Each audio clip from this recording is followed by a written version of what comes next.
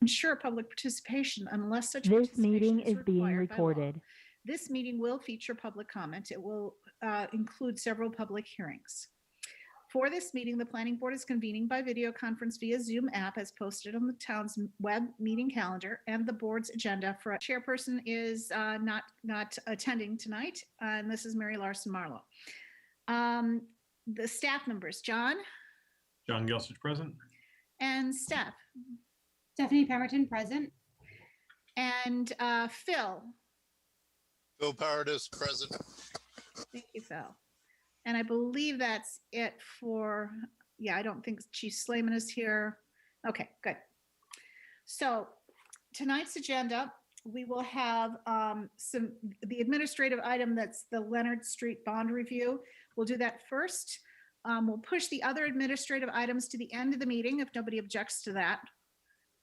Okay, and then we have the public hearings for Equestrian Realty Trust that are 190 Ash Street, 0 Smith Road, those two are going to be continued to July 12th. So just want to make sure everybody knows that. And if any public is here for those hearings, they will not be discussed tonight. Will be on the July 12th agenda.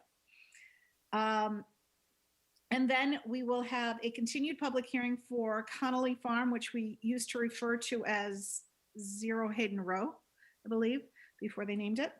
So Fran runs that public hearing. And then there will be a new public hearing for minor site plan review on 224 South Street. And that is the end of the public hearings. And then we'll deal with our administrative items, including a presentation update from Deb on the design review board. Okay. So let's get right into the Leonard Street bond review. Hi, Lou. Hi, Mr. Petrozzi. Hi there. How's everybody? Good. How are you? Not bad, thank you. Okay, so we have your estimate of the performance guarantee. Can you just very briefly just tell us what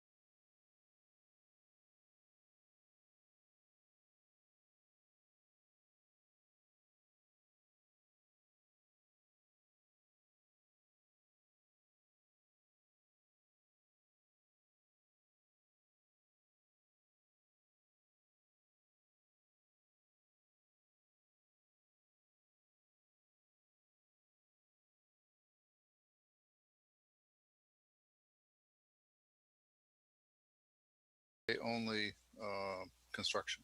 So okay. That's it. And so, so you're okay. You're happy with what amount were you suggesting? I have this. So our estimate was 10,932. Okay. So, does anyone have any questions? Go ahead, Fran. I do have one question through the chair.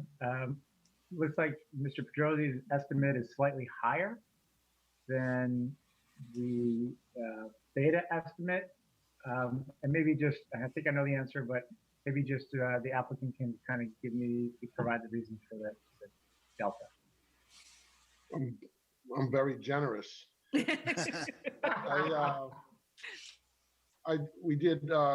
had a firm estimate from our paving contractor, and then the rest of the work is primarily based on minor items like looming and seeding and riprap and things of that sort. I have, no objections to even placing a higher $15,000 bond amount if the board feels comfortable with that. All right. Any other questions? John, do you have anything for us? Nothing of substance. I was just going to say to Fran's question, it was just a calculation of the different items differently per Beta's estimates and Lou's estimates. I think Beta probably uses some industry standard, and Lou looked like he was using his contractor's estimates. So that's probably where the discrepancy came in. But no other comments. I think per Mr. Petrosi's suggestion, it would probably be best to do a nice even number, like $15,000 for a bond, and that should cover both estimates. Okay. And you are fine with that, Mr. Petrosi? Oh, yes, Yep. yes. Okay, I'm great. fine with that. Anyone else? Is that a good number? Okay. So I will entertain a motion to approve the bond for Leonard Street, performance guarantee. I think that's the kind of bond it is. Yes. Yep. For $15,000. So moved. In a second? Second, Thank you. And we will vote on this. Dave, Dave Paul, yes. Jane, Jane Moran, yes. Deb? Deb, you're on mute. Oh, I think Looks like Deb froze. she's frozen. Sundar, Sundar, yes. Fran, Fran DeYoung, yes. and, okay. Deb, We need Deb, Deb. you might have to call back in. Okay, looks like she figured that out. Yeah. Deb, I are think you she's there back. yet? Oh, yes, you're there. You're moving. Yeah, I'm sorry. My computer keeps going in and out. I don't know why. Oh, quite all right. So I just need you to say whether you're voting yes or no. Yeah, Deborah Feinberg, yes. Thank you. And Mary Larson Marlowe, yes. So we are done with that. Thank you, Mr. Petrosi. Appreciate it. Thank you very much. Appreciate your help. Bye-bye. Thanks. Good luck. Okay. At this point, I would like to entertain a motion to continue the public hearings for Equestrian Realty Trust. It is one preliminary subdivision plan for 190 Ash Street and 0 Chestnut Street. And the second one is for 0 Smith Road. We are continuing both of those at the request of the developer to July 12th. And then the decision date would be what, John? So just a point of order through you, Ms. Chair, should we vote separately or together? I'll ask John that too. It's cleaner if you vote separately. Okay, we'll do it separately. And And then what should the decision date be? usually we ask for a little bit over a week, usually 10 days. So the 21st or 22nd of July would be fine. Okay, so I will entertain a motion to continue the public hearing for 190 Ash Street and 0 Chestnut Street to July 12th with the decision date of July 22nd. So Sundar moved. Sivaraman, so moved. In a second? Deborah Feinberg, second. Thank you. Okay, we'll vote on this. Jane, Jane Moran, yes. Dave, Dave Paul, yes. Fran, Fran DeYoung, yes. Sundar, Sundar Sivaraman, yes. Deb, Deborah Feinberg, yes. and Mary Larson Marlowe is a yes.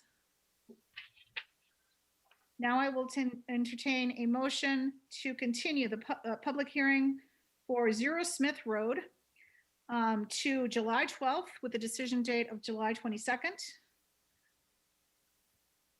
Sundar Sivaraman, so moved. Thank you. Deborah Feinberg, second. Thank you. Jane, Jane Moran, yes. Dave, Dave Paul, yes. Fran, Fran DeYoung, yes. Sundar, Sundar Sivaraman, yes. and Deb. Deborah Feinberg, yes. And Mary Larson Marlowe is a yes. All right. Now I will turn it over to Fran. I need to recuse myself from this hearing, and I believe it's already an open public hearing, so it doesn't need to be opened. So I'm going to mute myself and turn my camera off and listen. All right. Very good. Thank you, Mary. Is the applicant or their representative here tonight? It's Joe in the Yes, house? Ron Nation here. Very good. Mr. Nation. Joe Markwood unable to attend. Okay. Hopefully we'll get something done. We are going to do our best to continue on. There's been quite a bit of information that has been received since our last meeting, so thank you for that. For the members of the public that are listening in, I'm going to follow the outline in the agenda as it was sent out. This is for the 32-acre parcel located on the east side of Hayden Road. We met approximately a month ago. And since that time, there's been a number of updates of information. John, I'm going to maybe lean on you a little bit here in terms of following the public hearing outline and the material that was received. The majority of the information was sent out originally last Wednesday or Thursday as per our normal protocol. There was an updated document received this morning from Beta that I think provides the latest review. And just wanted to kind of ask the planning board members, this actually came in after the normal time period when we request this type of information from the applicant and any outside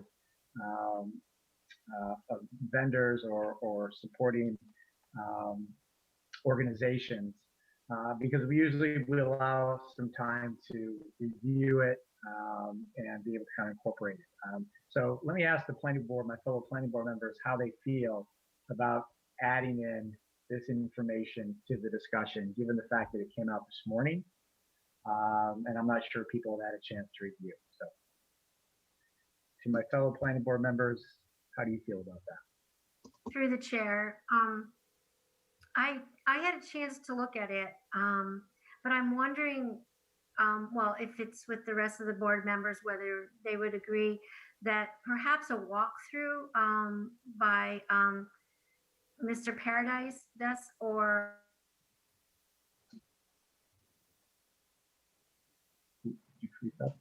We may have lost Deb again. She might have frozen up on that. I think she's asking for a summary from Paradise. Yeah, some updates from Phil. I don't know if any other members had a chance to go through the information today. I started to. It looked very similar to previously submitted. Yeah, I mean, it does. I do have some concern. I did not get through it all the way today. And given the fact that it came in this morning, we all have day jobs for the most part. I'm a little leery of adding that into the discussion, given the fact that we have not had time to really synthesize the information in there. So I mean, my personal perspective on it is that that information should be addressed at the next meeting that we have with the applicant here. I think there's enough information that has been provided prior to that to kind of really, I think, help form or better continue to inform our opinions on this project and development. But in terms of the specific information that was submitted today, I feel that is a little bit out of scope, and it's not normally what we would request anyway. But I'm just one perspective, one voice. Yeah, that's fine. So anybody have any objections to that? No. Okay. So we'll kind of set aside, and that's the beta review letter dated today, John, that we received this morning, or dated June 18th, I should say, that we received this morning via email. Okay, John, this is where I will ask for a little guidance. I will follow the public outline, and we've touched on two elements, 4.2.1 and 4.2.2.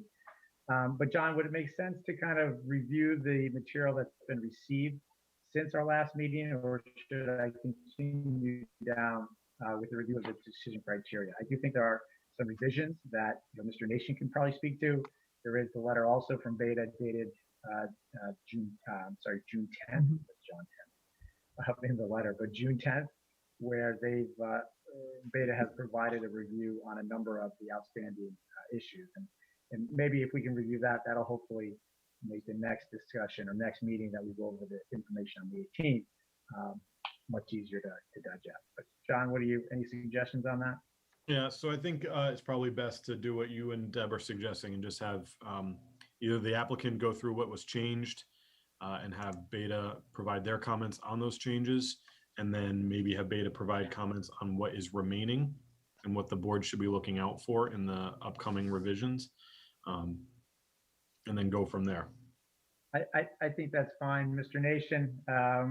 There's a lot of relevant material that yourself and Mark Woodant has revised and resubmitted.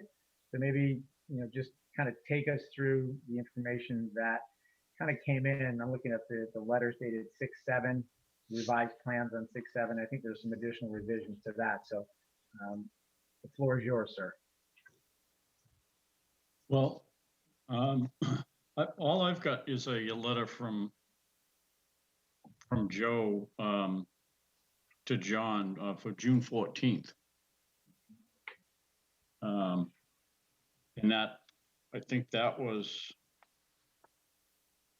I don't think that was in response to an earlier letter from Phil. So I don't think that addresses this. I mean, I've got the June 18th thing. I got that. I mean, I guess I'm lost here. Yeah, so you probably received it. The June 18th one is the latest Beta response, I think. I have the 18th. Yeah. Yeah. And that's the one that I prefer not to kind of introduce into this discussion because we all just received it. We received it today. But even if we kind of went back to that, the June 15th, maybe you can just kind of summarize the changes and the revisions that you and the team have kind of put forth based on the initial feedback from Beta and from the board. Okay, I think I have that. I don't have the June 10th in front of me, or the last letter from Beta in front of me, but I do have. Clarify. I think clarification might help.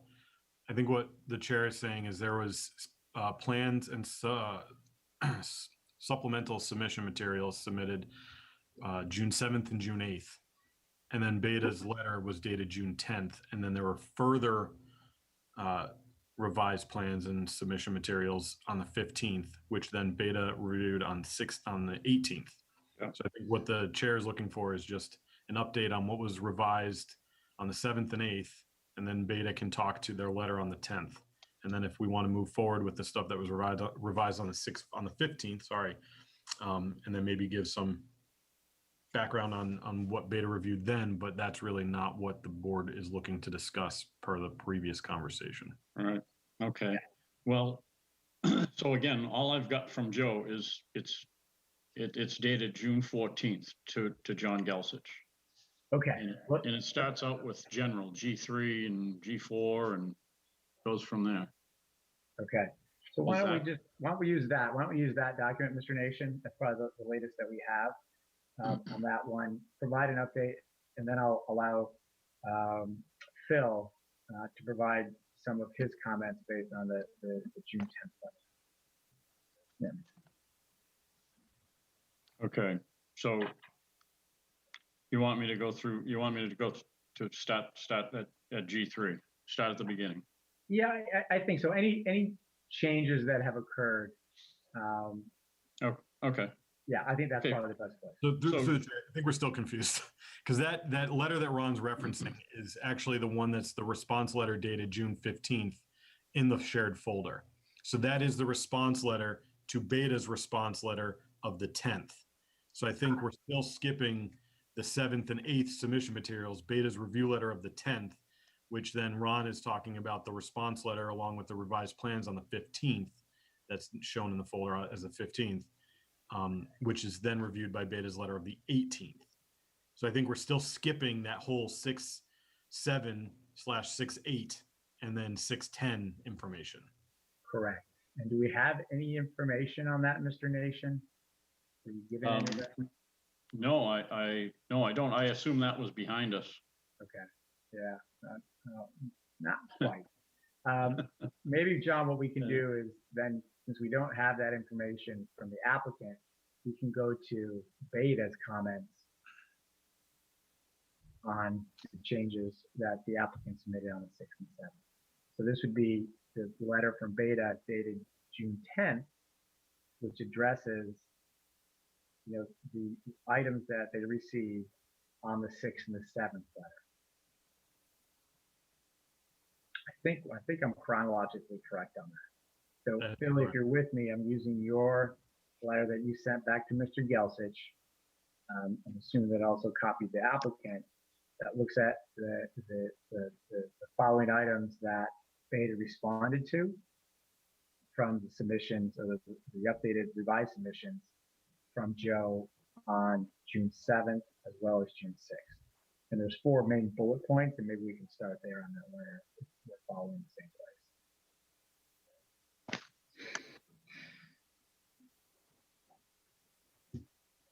Does that make sense?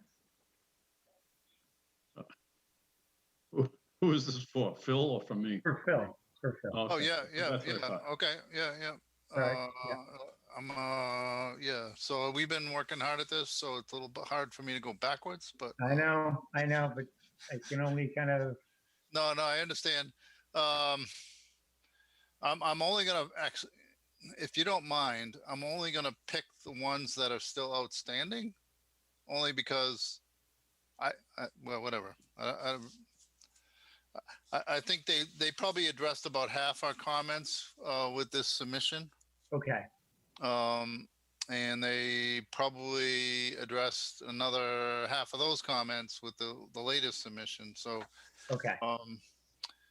I think the big ticket items are kind of the design of the path, some issues related to the detention basins, primarily just kind of defining them better. As you talk about those, Phil, could you just, for my edification and anybody who's following along at home, just in the letter, we look at different areas around not just the waiver request, but general G1, content C, stormwater. Yeah, so the general content stuff are just,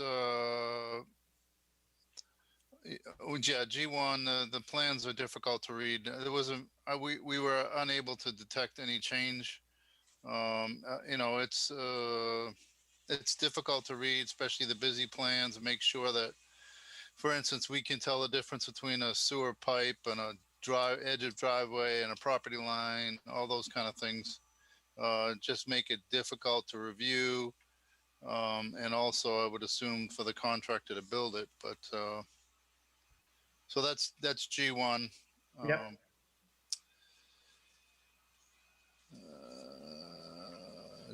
And I think they addressed, well, I'm looking at, let me go to,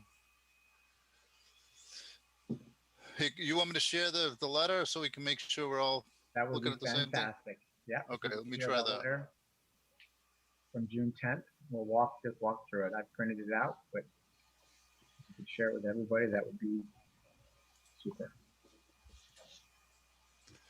Let's see. John, do you have that, or Phil? I can share it if Phil doesn't want to, but Phil should be able to share his screen at this point.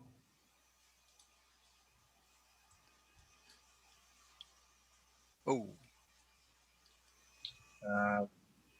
Phil, do you have that capability? all right. Do you see that? Oh, Coming now. Coming through. There we go. all right. You see the John 10th? I'm John 10th. John 10th, yeah.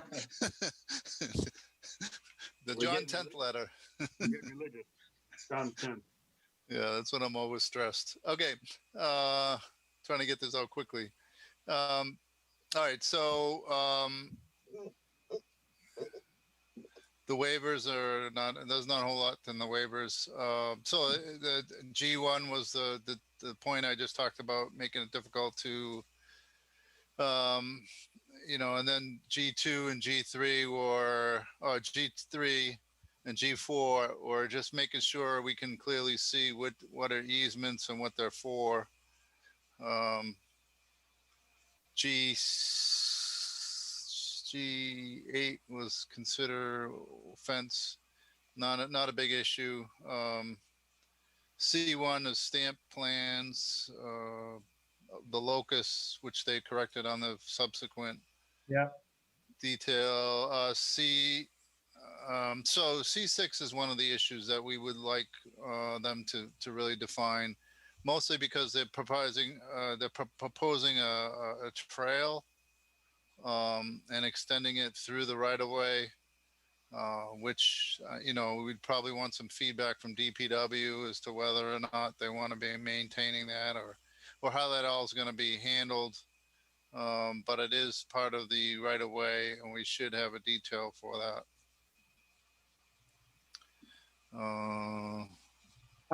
I'm just gonna make a note of that, and when you're done, Phil, I'll ask Mr. Nation to maybe comment on some of these if he has any Okay. updates on that. So again, the pipe materials, the plans don't. Several of the pipes are depicted as HDPE, which is a high density polyethylene pipe. Yeah. And they're stating that all the drainage pipe is going to be RCP, so those conflict. The cross section at the culvert, the cross culvert, we wanted to have a better detail to make sure that it was constructible. So 1 and 2 are still outstanding, correct? Yeah. So SW3. No. SW from 18. So there is still a couple pipes that are labeled HDPE, but and this plan is okay now. The cross section through the stormwater basins, we really want to know elevations. We want to be able to take this out in the field and say, this is how they built it, and there's still stuff that needs to be added to that detail.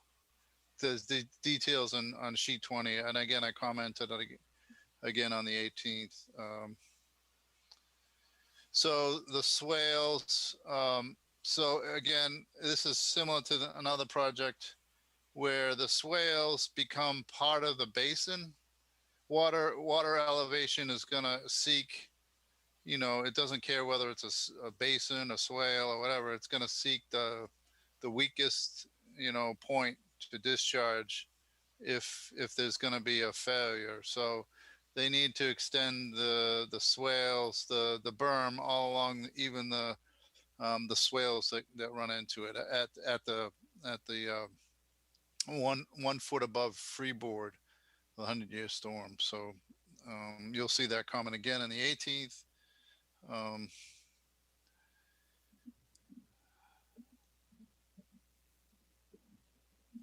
Flared ends, we wanted them to add flared ends, differs here.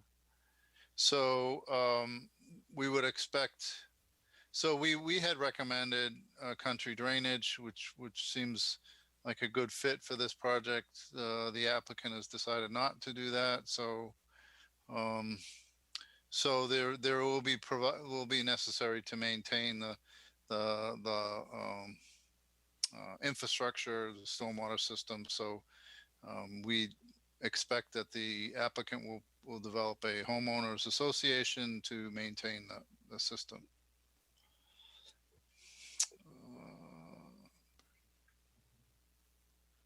This is just a calculations issue. The soils here are C, D, and D soils, poor soils, high in silt and low in infiltration, high in runoff. So we just want to make sure that the calculations are done correctly. I think we're satisfied with how they did the calc. They actually they're actually conservative in their calculations now. So they did this already. So a big thing is again, the soils are poorly draining. They provided test pits, but it turns out that none of the test pits are actually in the biggest basin, Basin 23.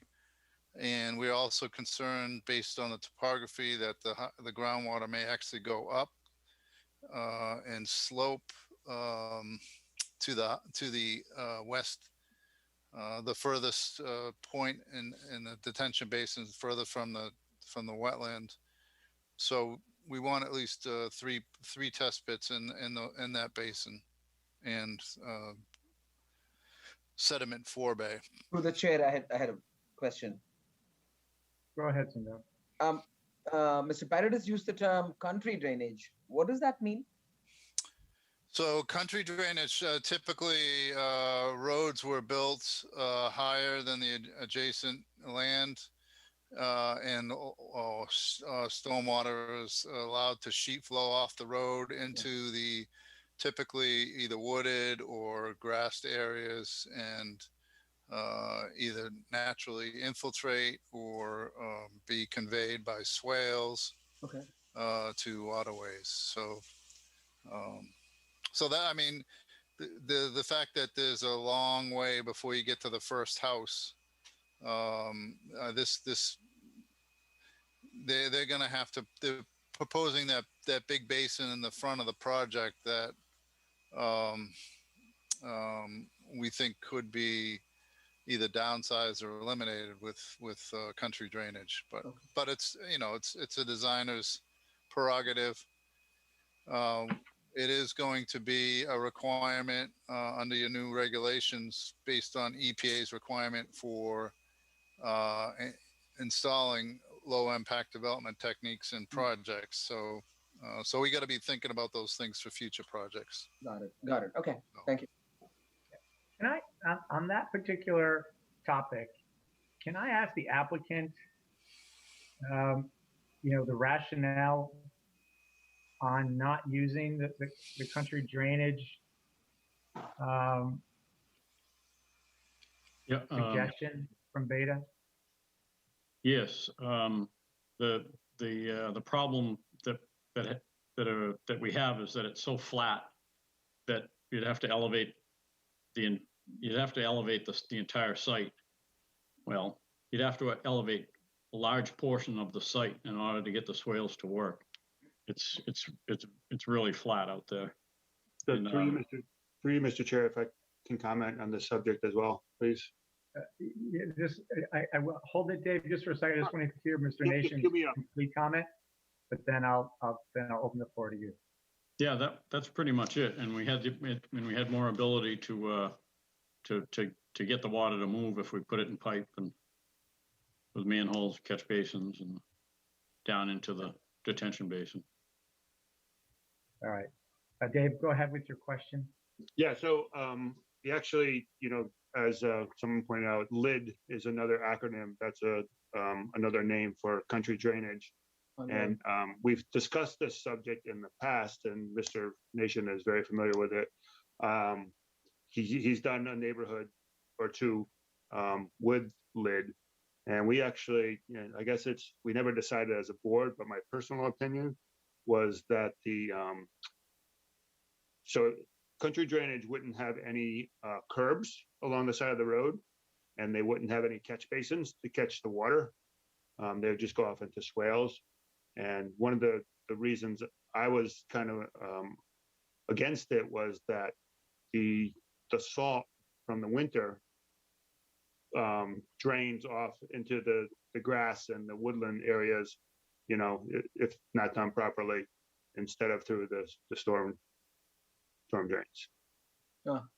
So like Phil said, it's coming up for some new regulations. We'll have to discuss this as a board just to so we can all sync up. So,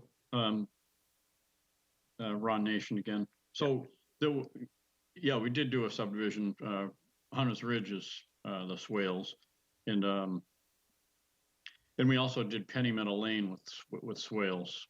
And those, there's some elevation changes there. There's some slope to the property.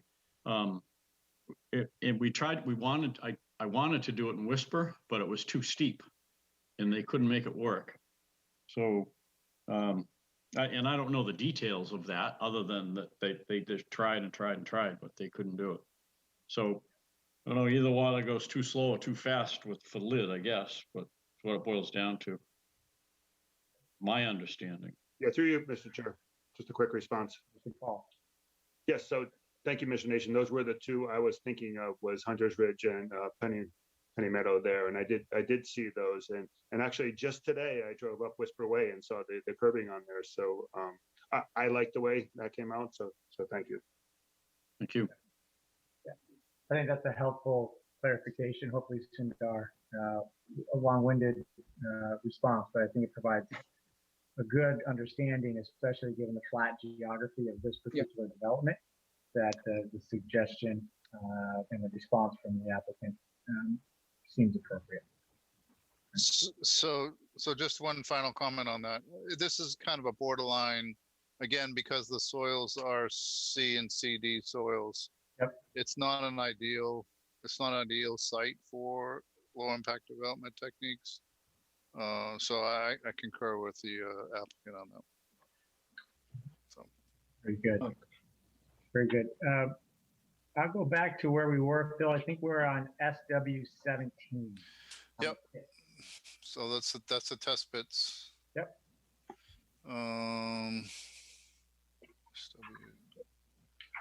All right, SW18 is dealt with.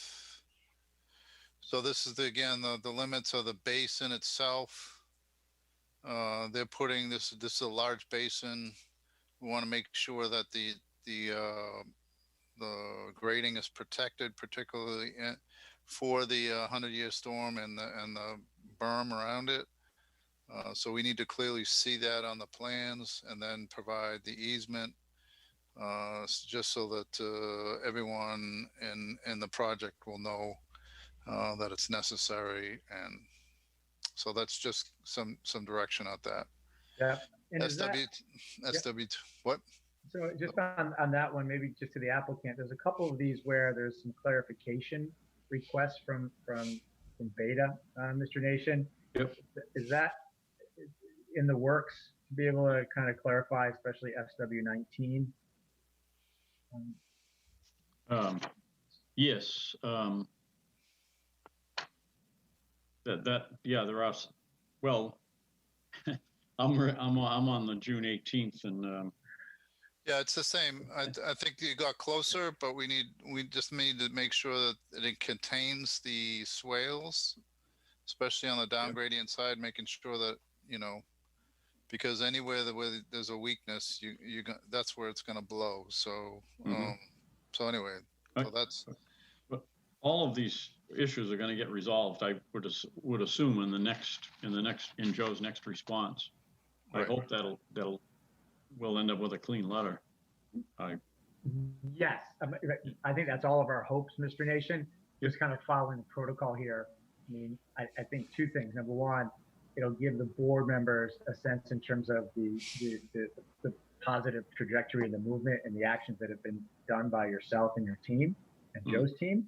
And then when we get to the next public hearing, when we have it, we'll be able to look at that 18th letter, and then if there's any additional updates, we'll be able to incorporate those. And that, my hope is that meeting will go relatively quickly, because then we'll just focus on some of those remaining outstanding items. But this is just a little bit of a crawl, walk, run. I think we're in the walking stages right now, and I think the next iteration will be able to run through any outstanding questions that are still out there from Beta. Understood. Very good. Thank you. All right. Sorry, Phil. SW19 check. Yeah. SW20 is connected to 19, so same issue.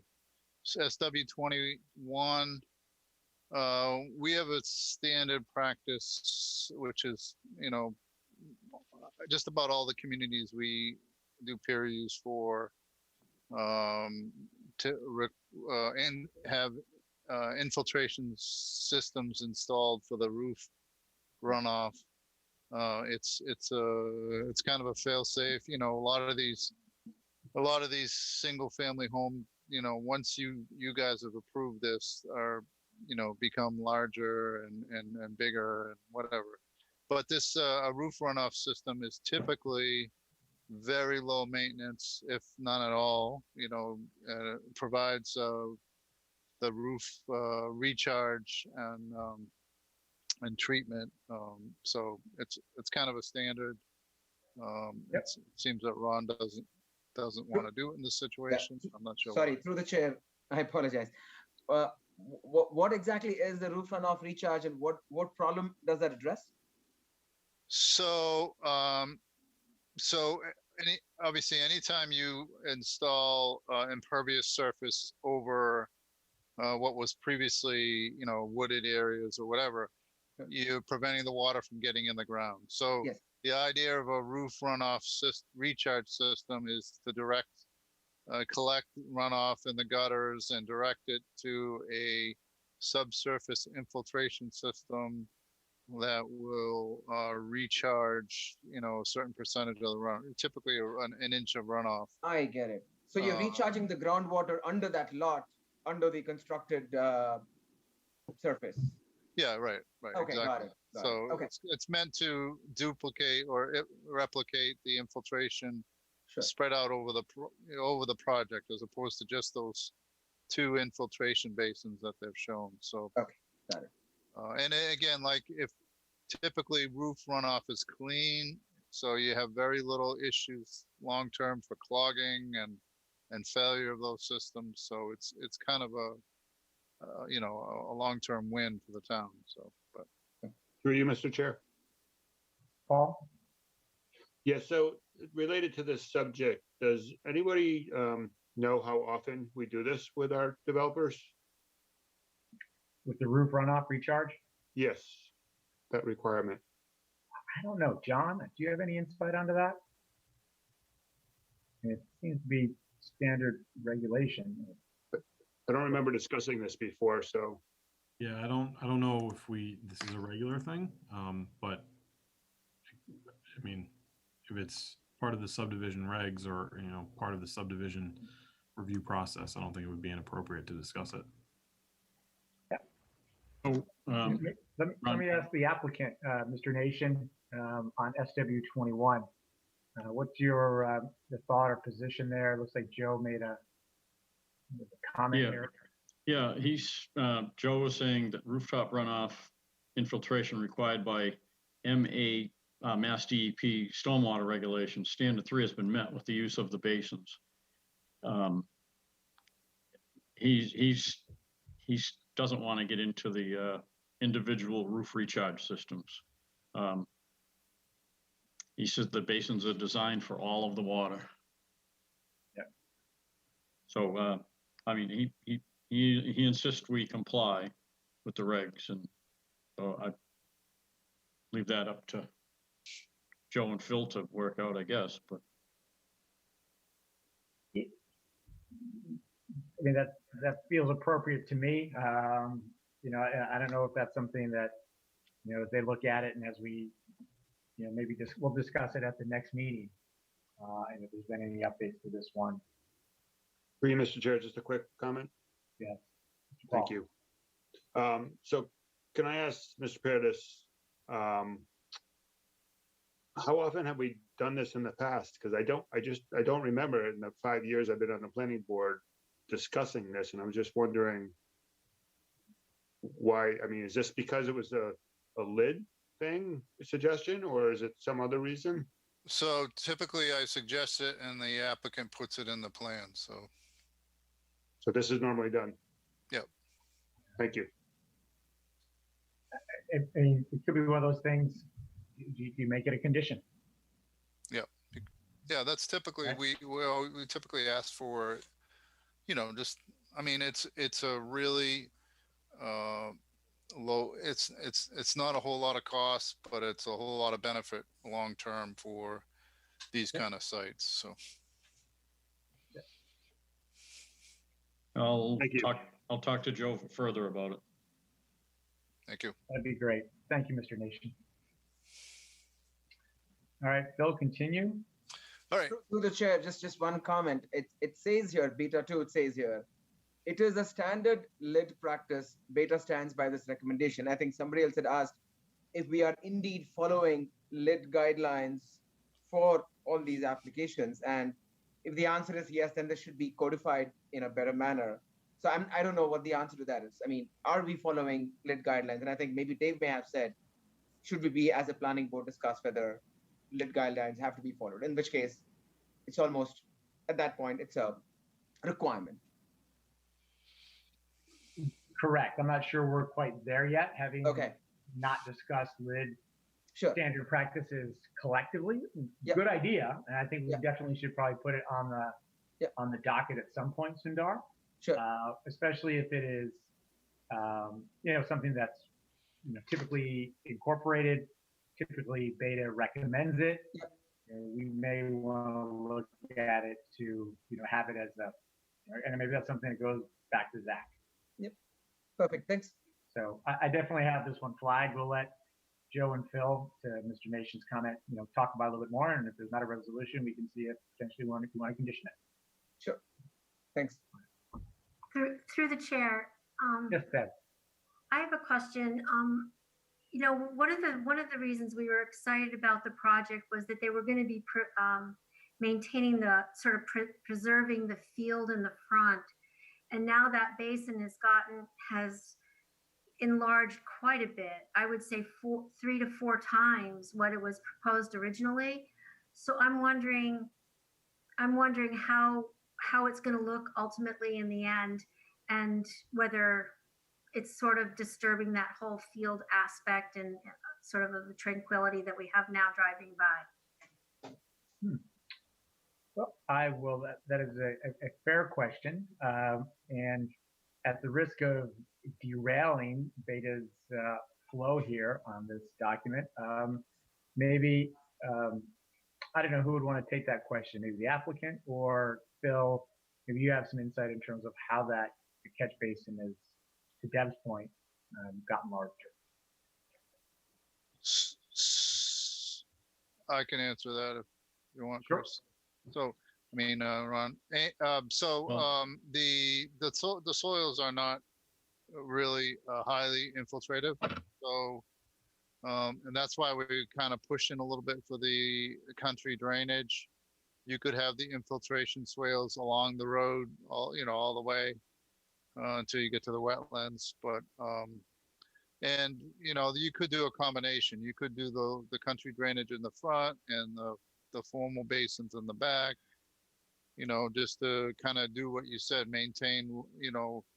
Require less of a basin. You could also form the basin to look more like a field and less of rigid. Rigid basin. I mean, there's some things you can do there that, but I think initially is trying to reduce the size. Again, possibly through a low impact development techniques. So, Mr. Nation, any thoughts or comments to that? Yeah, well, we had I believe we had the basins. Well, we had one small basin out front initially. And then we got a comment from Don from Concom, and he suggested that we put another basin out front, and it made sense, and so we did.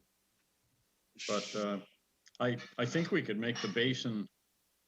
I mean, it's not going to be a big thing hanging out of the ground. It's not going to be a field either, but I don't think I hadn't thought of it as hurting the look of the place. I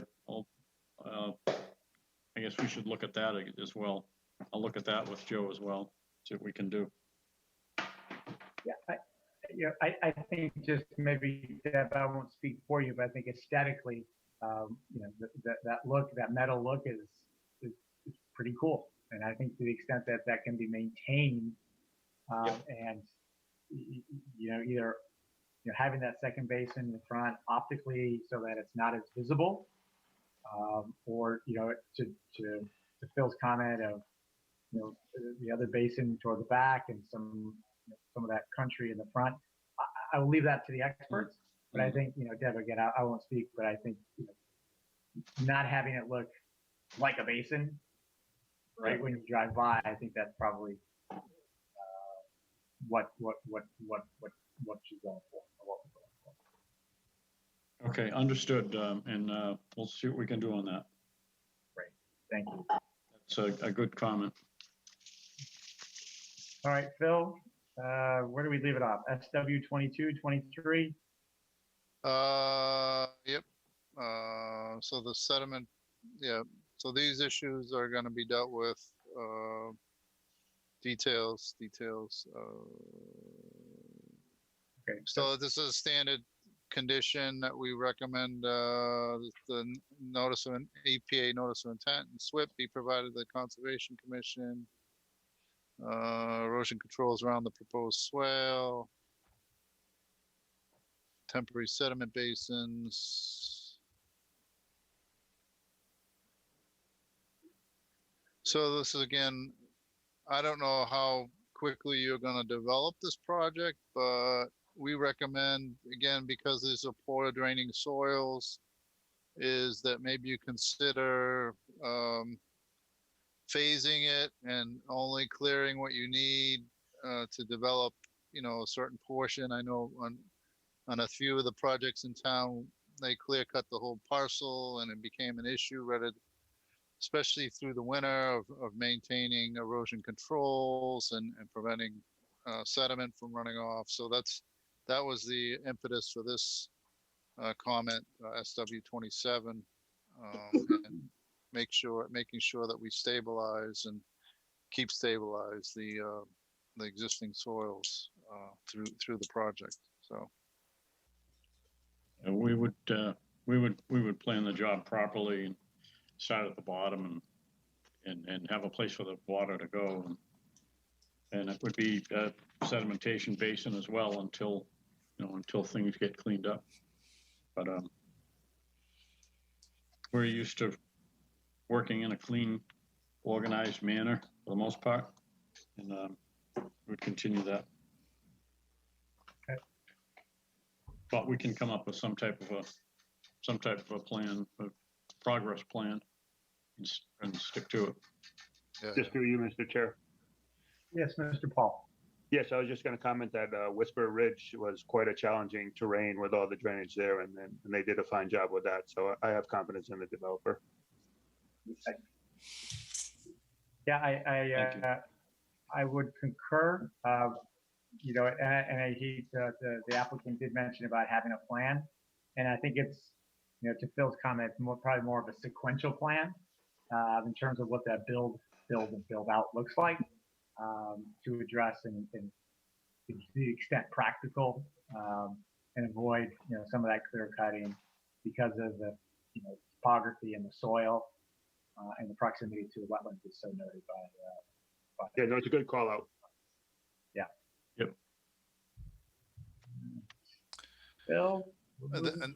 Yeah. Then the next three are all O&M plans. I think to a large extent they've addressed a lot of those comments recently, so I'm not going to hit those too hard. And then illicit discharge, standing condition. So yeah, I think the wetland issues will be discussed with the Conservation Commission, but I think I recommend that they be proactive and with them, and that's it.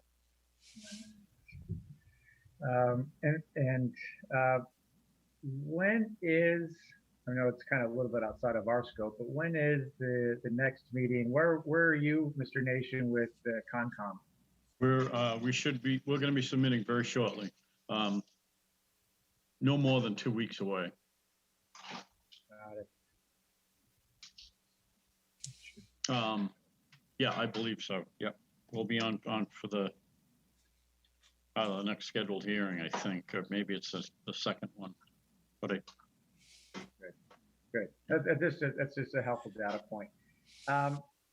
Thank you, Phil. I have one more thing for you, but I do want to go back to Mr. Nation. I like the back half of, as he was going through, some of his comments seem to have a pretty decent flow to them, where Phil provided some, perspective, it was still outstanding, resolved, and then the applicant provided some additional detail. I wish I would have done it at the very beginning. But there were a couple of those under the general, under G1, G7, and a few others, Mr. Nation, that Mr. Paradise had kind of spoken to. And I just wanted to give you an opportunity or chance, if any of those are still outstanding. Again, maybe some of those were addressed in the June 18th letter we won't get to tonight. But if there was anything out there that you wanted to either call out or just bring to the board's attention, so we can be cognizant, kind of going forward, and again looking at the June 18th letter or next month. You were in the G1 through G7. Yeah, I'll start at G1 and G7, just to see if there's anything there that you wanted to kind of follow up on Phil's comments. Yeah. Well, I'm looking at the letter I'm not supposed to be looking at, and it looks like most of them have been resolved. But yeah. So we did submit a new tree plan. I think that was timely. I don't know if that's one thing that's on my mind. If we could get that settled. I mean, Phil had commented on it and seemed to be satisfied. And that's in the update that we're not going to talk about. Yeah. Okay. Okay. It could be. Yeah. But I think you've had the plan for some time. Yeah, I mean, we have had the plan, so that gives us an indication. But I just want to give you an opportunity to make any comments on Phil's. Tree, Mr. Chair, on that subject. Yeah. Please, the subject of trees. Perhaps the developer or the applicant could give us a quick showing on the plan of the trees and do a quick discussion on it. Can you put that up, John? Or? I can. What is the name of the plan? It's in the binder. Oh, the revised plan binder? It is. I'll bring it up. Landscape plan, McCarthy Engineering, Inc. Dated March 26th, 21.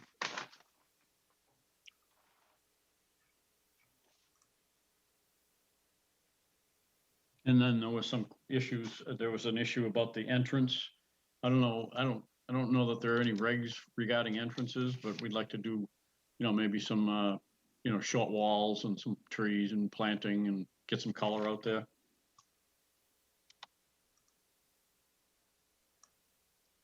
And if there are any guidelines for that, I don't see any in the regs. It's just the tree issues. John, I'm trying to think, did we have, I want to say there was some regulations about entrances, because we had something just up the road by Cornell's. What's that one that Chuck Joseph had done? I don't know if any Is that like an over 50? I forget the name of that one. it's a Davenport. Davenport, right? Yeah, I noticed that one today. It looks good. I think it looks good. It's got color and it's a varied. Yeah, varied I mean, I don't think there was nothing negative about that. I'm trying to, John, I'll look to you, or maybe if Phil has any.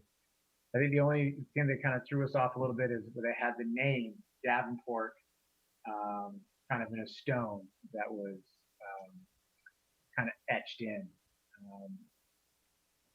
And they wanted so we were talking today about having Whisper Way etched into some of the massive rock we have, and but so I don't know, but that's the name of the road, not the name of the subdivision.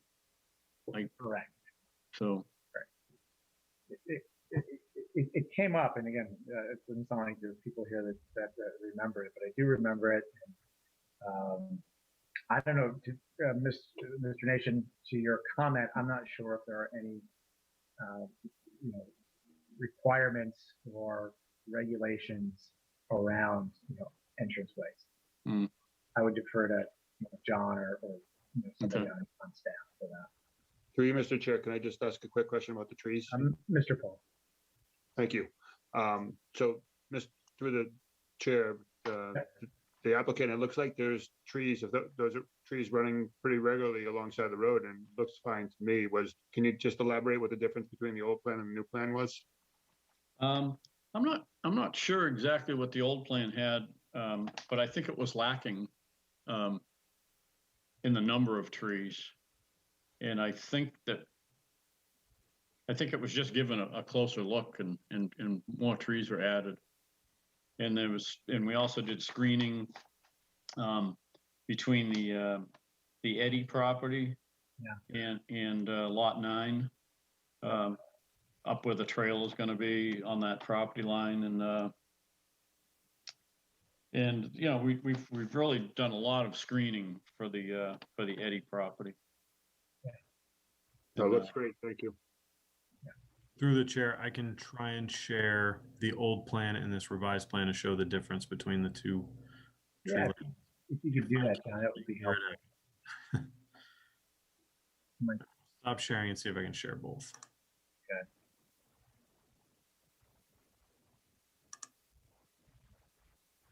John, can't you just run through some software and spit out the changes? I'm just joking. All right. Oh, here we go.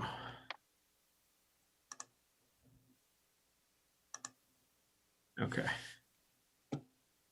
Hopefully you can see that. I'm going to zoom in on this one. Can you see both side by side? Yes. Kind of. The one on the right is pretty big. It might shrink it maybe a little bit. Yeah, just take it down just a hair, John. Oh, I don't know what one on the right is because it only shares the window. The old one. The old one. Gotcha. Or just move it. If you could slide it over just a little bit because it's covering up the one the newer one. I don't think it's close. Yeah. You drag it. There you go. That's good. There you go. Yeah. That gives a good idea. I think that's a very good idea. Perfect. And Yeah, through you, Mr. Chair, it looks like it is just many more trees. it does. And I think this one also, does it even show the catch basin or it just shows the trees? I think it shows the trees on that. They both show the basin, Is it? the basins. And I think we changed the planting around the basin on the one with the more trees, but I think we, So I keep calling attention to it with big trees around the top edge of the berm. Can we just call out the two basins? I think I see the one to the north. Just to the left of the road as you enter from Hayden Row. Did you say basins plural though? Yep. Yeah, and there's another small one on the other side. Yeah. Right where you just had the most. Yeah, exactly. Yep. Got it. Thank you. So, I see them. yes. Go ahead, Phil. So if there's a preference to maintain a field look, you could do away with the plantings around this basin on the left and make it gentler slopes along the basin to make it look like a depression, and you know the field just continues just with a depression in it. Yeah, I think that's the direction we were going with getting rid of the trees that were on the berm and put smaller plants up there. But yeah, that seems like an answer to me. But yeah, we'll look at that. I like that idea too. I think, and this maybe goes back to Deb's comment, it's just kind of keeping that field look a little. Mm-hmm. You know, and it's not obtrusive, and it's just kind of blends in with the existing natural look and feel. Right. So I can barely put match up my clothes, so I'm going to let you guys kind of. That would require a waiver though, so, but For screening a detention basin, so. Well, I was thinking of just smaller plantings, but shorter plantings, I should say. Kind of like similar to the plantings that Whisper Way, a little. Aren't those shorter? Maybe I'm. I don't think we. Those are arborvitae, yeah. No, Yeah. they're not short. No. I think the board would be open to a potential waiver on something like that, given that I think the benefits, the visual benefits would outweigh, the initial purpose of having the plantings around the basin. Okay. If I can speak to that through the chair. Yes, Deb. Well, one of the things I've seen lately are these wildflower mats, where that for disturbed land that needs some sort of treatment rather than, the standard grasses. So perhaps perennials that are native to the Northeast in combination with one of these wildflower mats might be an effective way to help control drainage and keep the meadow look. Okay. I'm not familiar with that, but I'm open to suggestions as such, and anything that makes the visual aesthetics meadowy, that's the term. I'm open to it. Okay. And Jane always mentions the pollinators. I don't know if there'd be something in that along those lines that would be appropriate. Yeah, that backs up what Deb is referring to, headed in that direction where there are natural wildflowers and they're perennials and they come up year after year after year. Okay. All right. Great. Question for you, Mr. Chair. Yes, Mr. Paul. I think the reason we screen the basins, and I'm by no means an expert, perhaps the applicant or Phil can help us out, but I think there needs to be gravel along the bottom of a basin. And I think, is that what we're trying to screen?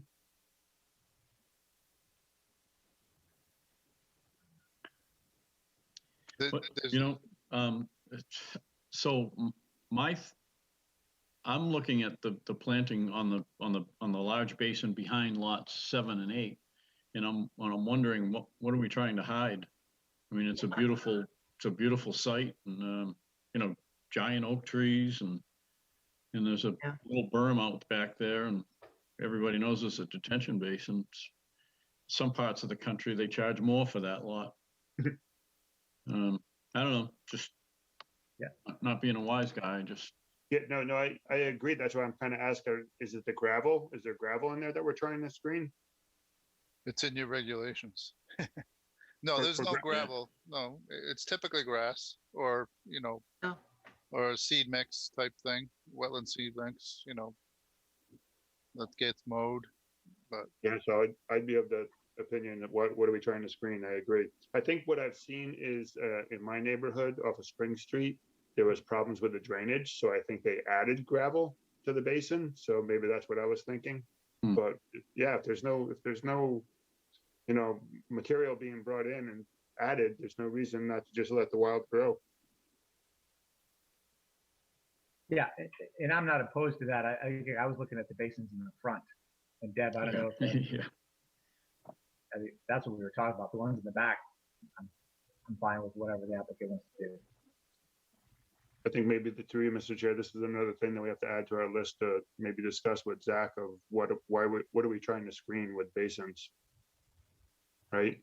Yeah, that's fair. The one that I was through the chair. Yeah. What I was concerned with the back basin was the residents themselves as to how they would feel. As I wasn't sure, like David mentioned. What are they going to be seeing? Are they going to be seeing gravel, or are they just going to be seeing a depression with grass in it? I was just by the size of the back one, I was just a little concerned about, the personal goal of those residents.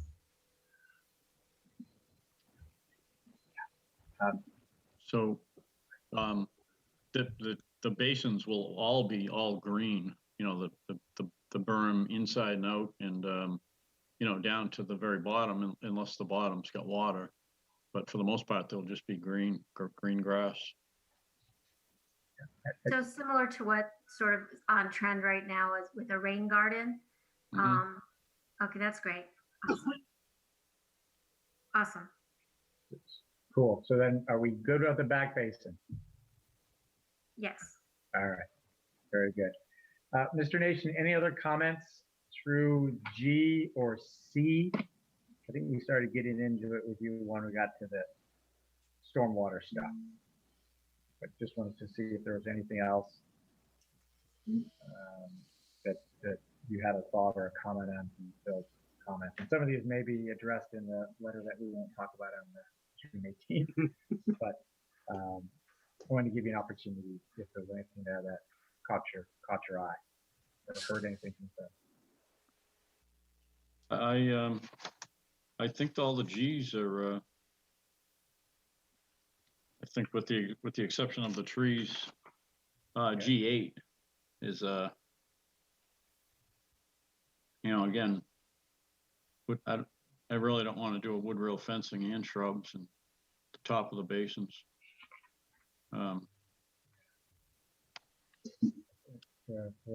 Just maintenance and practicality. I like the pollinator idea. Through you, Mr. Chair, process question. Mr. Paul, before. So I'm trying to see where, it sounds like we're all kind of agreeing here. So what's the step is, should they ask for waivers for the basins? And then we approve that, or? Yeah, so Phil, if we don't want trees around the basins, we just kind of do it the way that Deb and Jade have kind of talked about with the applicant. Is there a waiver requirement or waiver request that needs to be submitted as part of that? So they would need to, I don't have it off the top of my head, but the stormwater regulations do require it. So I think just, a standard waiver of that, and explaining why and the benefits to the town, and or the residents would be sufficient. So. Okay. Can I ask Phil a question through the chair? Deb, yes, you may. If the basin is lower than 2'6", do we have the same requirements for safety? I think David asked about the rail and whether the rails can be removed. But if they're larger than 2'6" deep, does that become an issue? So I don't think so. I think what we would recommend that the applicant think about is maybe widening the basin a little bit and having gentler slopes, so that it's not as obvious that it's a formal pond, but it would also make it easy to mow and maintain. But there is no requirement for a pond to have. If it was a safety consideration, then a split rail fence just to a perimeter. But if you want the field look, you don't necessarily want a fence in the middle of the field. So.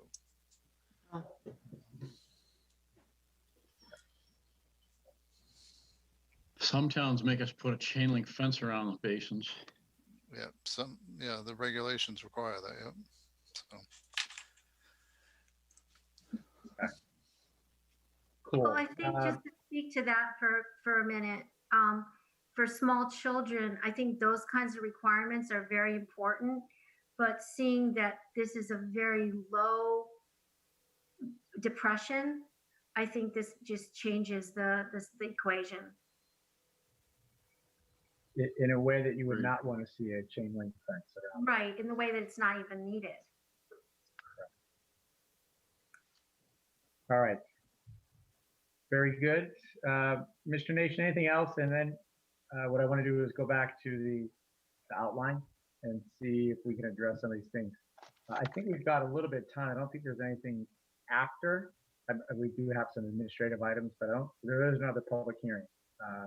So I want to be mindful and respectful of that, but I think we can maybe work through a couple of the elements on the outline if the other board members are open to that. I don't have anything else Okay. that I can think of. Okay. Maybe we can get through, we'll talk through the decision criteria and then also discuss the waivers. And while we have Phil on here and also the applicant, I'd like to be able to get through the outstanding waivers, because then at that point we can, maybe we'll draw a line there and then, at the next meeting, get through any additional findings, updates on the letter from the 18th or any other subsequent letters, and then discuss, conditions. And I will open it up to public comment. In fact, I will do that before the end of this meeting, because if there are any members from the public that are here, I always like to kind of recognize their voice, just to make sure that we appreciate the time that they have spent. I also want to make sure that they're part of the discussion and the conclusion as well. All right. All right, so I'm going to go back to the outline. If I may, review of the decision criteria. 3.1, detailed discussion on decision criteria, conformance with subdivision regulations. John, you want to kind of give me a quick update there? So I think what we've been talking about this whole time is really kind of part of this.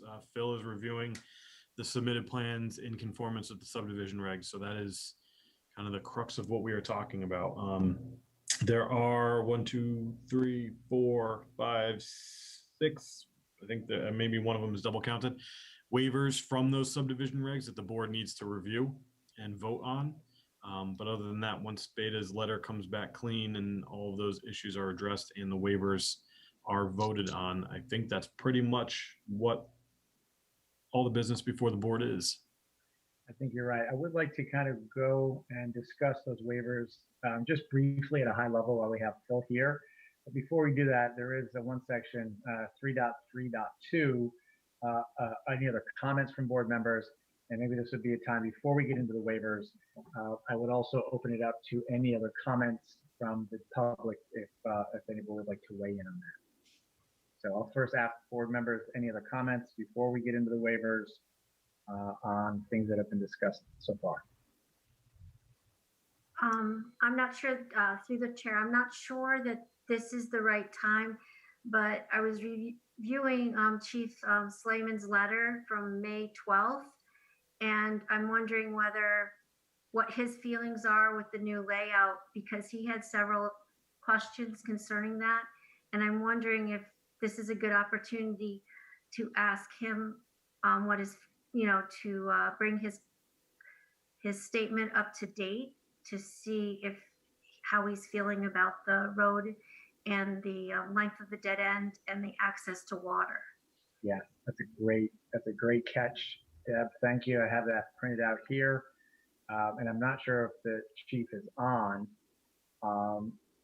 but yes, he did identify a couple things in the May 12th letter on the Denhead Road and the water supply. So I noticed from our last meeting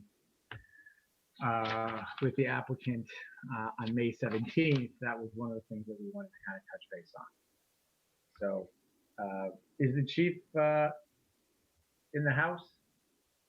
Chief is not logged in to Zoom. Okay, so he is not in. I do think, and I'm not sure if I don't think he commented at the last meeting, but just to be able to address the single access point, the long driveways, and then the water supply for fire protection. So because he's not here, it would be difficult for me to kind of read his mind on this. But John, I don't know if you have any insight on it. There's some recommendations. He talks about mitigation, requiring home sprinkler protection systems in the homes, and allow any shorter driveways less than 100 feet in length. So the applicant, Mr. Nation, I don't know if you have any thoughts on that or anything that may have been done to address the chief's concerns. Or, Yeah, I'm Ron. I'll just, I could probably speak to what Chief is looking for because it's kind of similar for every of these projects. The shorter the cul-de-sac, the better. That provides easier access for emergency vehicles to all the residences, but he understands that part of the OSLPD regulations allow for 1,000-foot cul-de-sac. So absent changing that, he usually asks for sprinklering of all of the homes if possible, and if not possible, then sprinklering of. Usually, he'll sit down with the applicant and try and figure out what homes would be best to be sprinklered. But I'll leave it up to Mr. Nation to say if he has had that conversation with the chief. I have not, other than my experience with Whisper was any driveway over 500 feet, I agreed to put sprinkler systems in. I'm not requesting any waivers from the fire department or any of the regulations. So that's all I know. I can go talk to the chief if you want. You know what, Mr. Nation, that may be helpful to have that conversation with the chief and just, obviously there's, some history here. You guys have worked well together. And I think from the board's perspective, getting the chief kind of giving him or giving us a thumbs up from his perspective does a lot to address, any type of fire prevention concerns that we may have initially kind of brought forth. So I will be sure to reach out to the chief this week. That would be outstanding. Thank you very much. There was also a letter from the Department of Health, John, but I think that was more if there was going to be septic. And because I believe this is public sewer, accessible still are still out there. Or am I missing the boat? So I think you are pretty on point. They had 4 comments, kind of wordy. And some of them are really just notices or suggestions. Yeah, and I think the first and last are septic related, which I don't think they're an issue. Soil testing to determine suitability. Again, that's 3. It's more septic. No, nothing there. And then no information of address, drainage pattern, over septic locations. Again, these are all septic related. So I think, given the fact that it is not going to be a septic, it's going to be public sewer, that I think these issues are moot, unless somebody feels otherwise. All right. Very good. Any other comments? Deb, thank you for bringing those to our attention, and hopefully we were able to address that. And Mr. the applicant will speak with the fire chief. Any other from board members? Any other comments before I open it up to the public for any comments that they may have as well? Through you, Mr. Chair, we're still going to talk about the waivers, right? Yeah. I want to do through the comments, and then we're going to do the waivers. Yep. And Great, thank you. Everybody's been so kind with me. I apologize for being a little slow and methodical, but sometimes the turtle does win the race. So I'm gonna stick with that. Through the chair, Bill's got a comment. Yes, sir. So I'm just, it's not included in my letter, but I think it's in conjunction with the comment C6.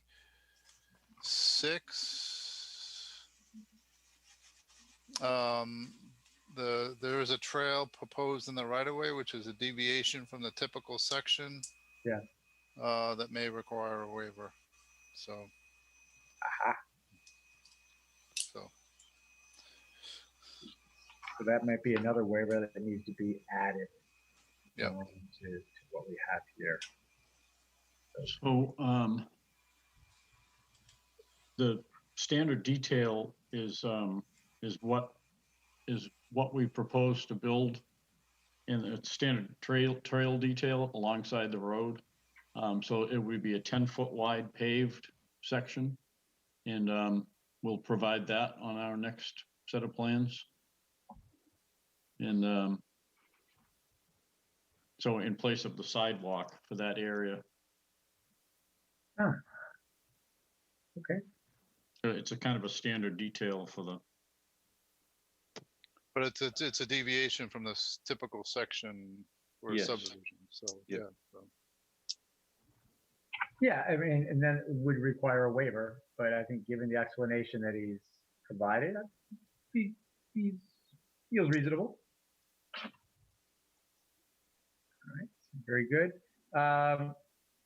Thanks, Phil. Any other comments from board members, associated staff members before anybody, John, if anybody from the public wants to weigh in? Are they all asleep? I see no hands raised, Mr. Chair. Comments. All right, I'm going to continue to march forward here. The last thing I wanted to touch base on are the waiver requests. I believe there's, in this letter, June 10th, and this may be changing, but as of the June 10th letter, or the John 10th letter, there's a total of 5 stated waivers. Phil, I'll maybe just ask you to, any comments on any of those, and maybe if some of these have been revised and these waivers are not, are no longer relevant.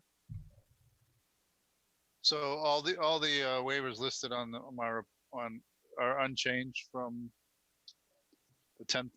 So. Okay. All right. Do the board members, any board members that have any initial questions on the waiver requests for the applicant or Phil? Through the chair. Mr. Gelsich? I will mention that the waiver from Chapter 210-4 definition of lot frontage has been withdrawn. And that was the one that wasn't really a waiver. That would have been a waiver in the OSLPD special permit process, which would have required them to go and amend the special permit, but they have taken that away.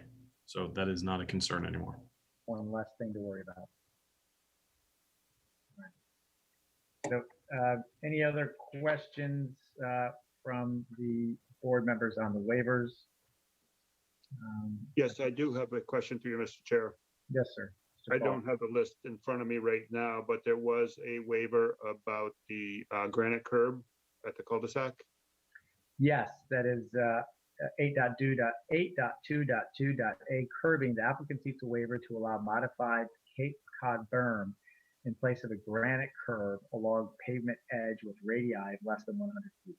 So as I recall last time through Mr. Chair, we had a pretty healthy discussion on that, but I can't remember. I knew we were talking about possibly denying that waiver because of snowplows tearing up asphalt Cape Cod berms. But I just wanted to know if the applicant had any information on that.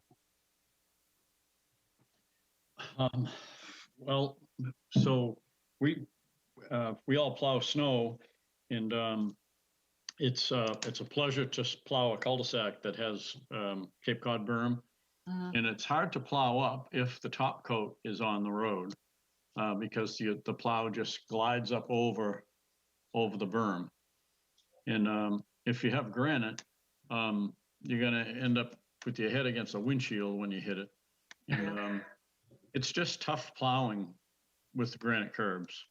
And I think that the people see the Cape Cod berms torn up, and it's usually because they were plowing without a top coat, and you could get underneath that berm and rip the entire thing up if you wanted to. So But through you, Mr. Chair, I did. Thank you. I did take a drive around and look at some of the other cul-de-sacs, and I did see a lot of neighborhoods that did have Cape Cod berm and did not have the granite, and they all seem to be intact. So I'm kind of, after seeing that, kind of a little bit more lenient towards approving this waiver. But I don't know if it's appropriate or not, but I did drive up Whisper Way today and saw that all the curbing was in except for the cul-de-sac. So for the applicant, do you remember do you know what the plan is for that development? it's unfortunately it's granite. It's supposed to be granite. That's why we have, we don't put the Cape Cod in, and you have to dig down, and I forget what it is, a foot and a half, and concrete and the whole. It's a whole big process. So we just leave the berm out and you actually put less paving down for that particular area. So through you, Mr. Chair, I'm kind of indifferent on this now, so I would ask maybe if you could pull maybe some of the other board members to get some Yeah, input. I think I was kind of in the same place, Dave. Other board members' thoughts, even Phil's thought on it one way or the other. So, other board members, Jane, I see your hand up. Sure. I think granite is unforgiving, especially in a neighborhood type environment, because the road is not as wide as main road. So landscapers come over, family members come over. You can creep up on a Cape Codder, but you can't. You're going to get flat tires. It's more obstructive to the traffic flow, and you are going to have times when people want to park out near the road, for different reasons, different landscapers and different things. And it's just it's a lot easier to get out of the way, a lot friendlier. Granite, you're going to get a flat tire. In the granite, you're always driving in with a snowplow anyway. You're always driving into it. We put them at the radiuses, the entrance to the subdivision, and in the cul-de-sac, and it's just, to me, it's so annoying putting that stuff in and then seeing what happens later with snowplows. It's just crazy, but we just do as we're told. Through the chair, on my road we have Cape Cod berms, and thank goodness we do, because the town would have been replacing them, for the last 20 years. So I'm in favor of the asphalt. Although I do have a question for Ron. Does it, for the Whisper Way situation, if you were to put in angled granite, would that improve the situation? Of course, the vertical is going to rip up the. Yeah, I think it's sloped granite on the plan. I hope it is. If not, I should certainly try to change it. But I believe it is sloped granite. So, but I will check that. So even in that situation, that causes a lot of stress and difficulty with the plows? More so than Cape Cod, for sure. Certainly, yes. Wow. Yeah. Okay. Yeah, because what happens on Prestwick is, we have the inner circle. I don't know if you're familiar with it. And we ultimately get the grass disturbed, but at least nothing of the infrastructure is damaged during plow season. So, I'm in favor of the Cape Cod berm. I wasn't familiar. I didn't know enough about the granite, the sloping of the granite and how that affects it. And I still don't. Of course, a vertical would be disastrous, but I don't know if anybody can speak to the sloping again, if that makes any sense. Yeah, I hear you. I think that's a little bit outside of our scope for this one. Yeah.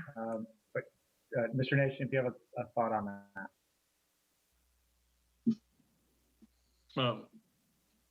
Thought on the slope granite at Whisper? Yeah, I think that's Deb. That was Deb's comment. Yeah. Yeah, I should probably contact John and see what he thinks about me coming in for a waiver. All right. Is that possible, John? I mean, anything's possible. Yeah. Okay.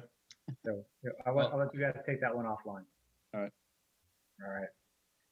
Any other initial comments on the waiver requests? We're not voting on them tonight, but it's just an opportunity to clarify that. All right. Through the chair, sorry. What exactly is 8.7? Public/private utilities? 8.7 streetlights. No. 8.7, 8.7.2? No, 8.7 public/private utilities. Yeah, 8.7 private utilities. The applicant is seeking a waiver for the installation of streetlights. Oh, okay. Oh, I apologize. I mistook that to mean its own waiver. I think they're listed separately because that's how they were listed in the letter. I think I don't know if we want to just clean it up right now. Ron can confirm that there is no waiver from 8.7. There's actually a waiver from 8.7.2. Okay, That's fine. thanks for clarifying.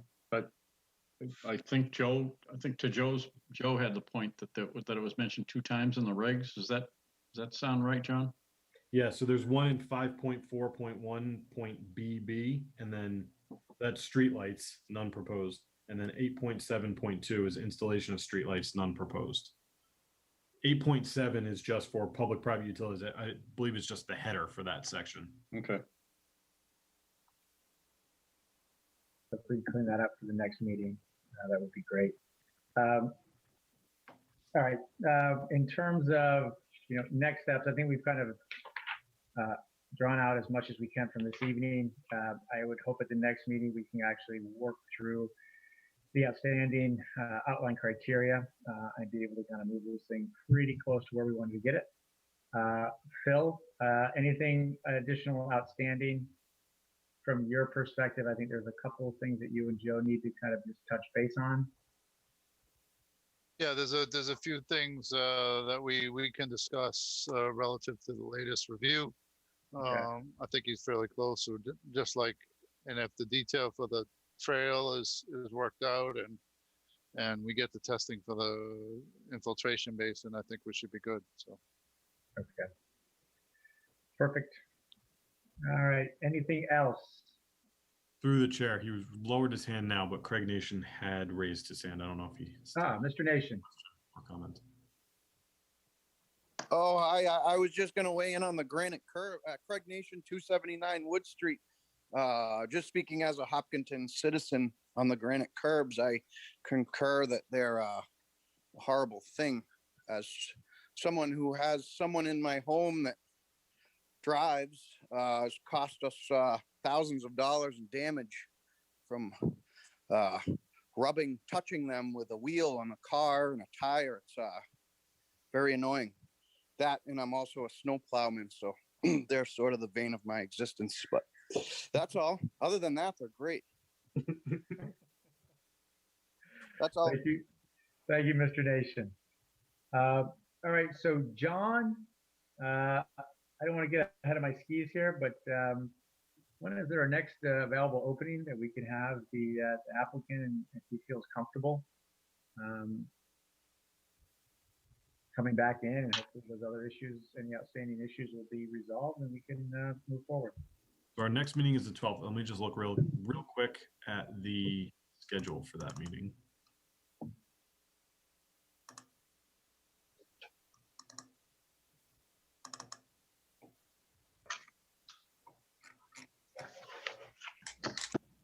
So it looks like we only have the continued public hearings for the preliminary subdivision plan scheduled for that meeting.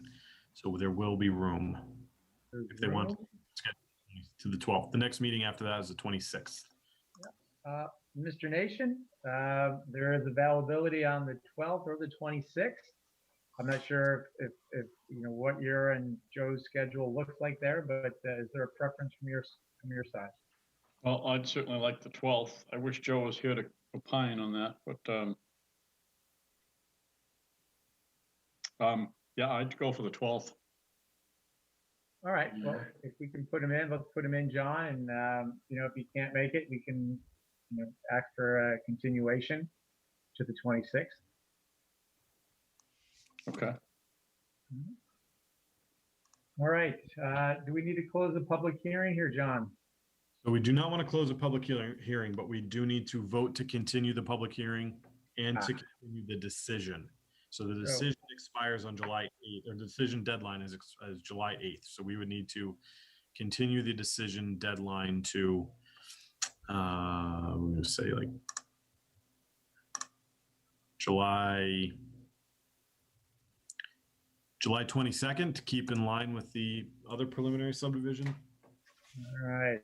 So I'll entertain a motion to continue the public hearing to July 12th and the decision date moved to July 22nd. So moved. Mr. Raman, so moved. Second. All right. Sundar with the motion. seconded by Jane. All right, discussion. If no discussion, I will go around the horn and ask members how they vote. I'm looking at Jane Moran. Go. How do you Jane vote? Moran, yes. Dave Paul. Dave Paul, yes.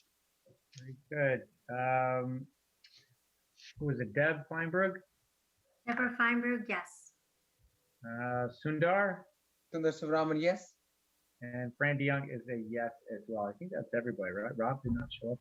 He's out, so I think that captures everybody. And Mary's recused herself. All righty.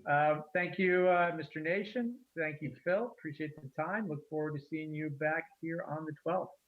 Thank you very much for your time. Very Can't good. wait. Good night. Thank you. And I will turn the floor back over to our chair, our vice chair, acting as chair this evening, Mary Larson Marlowe. And thank you, John.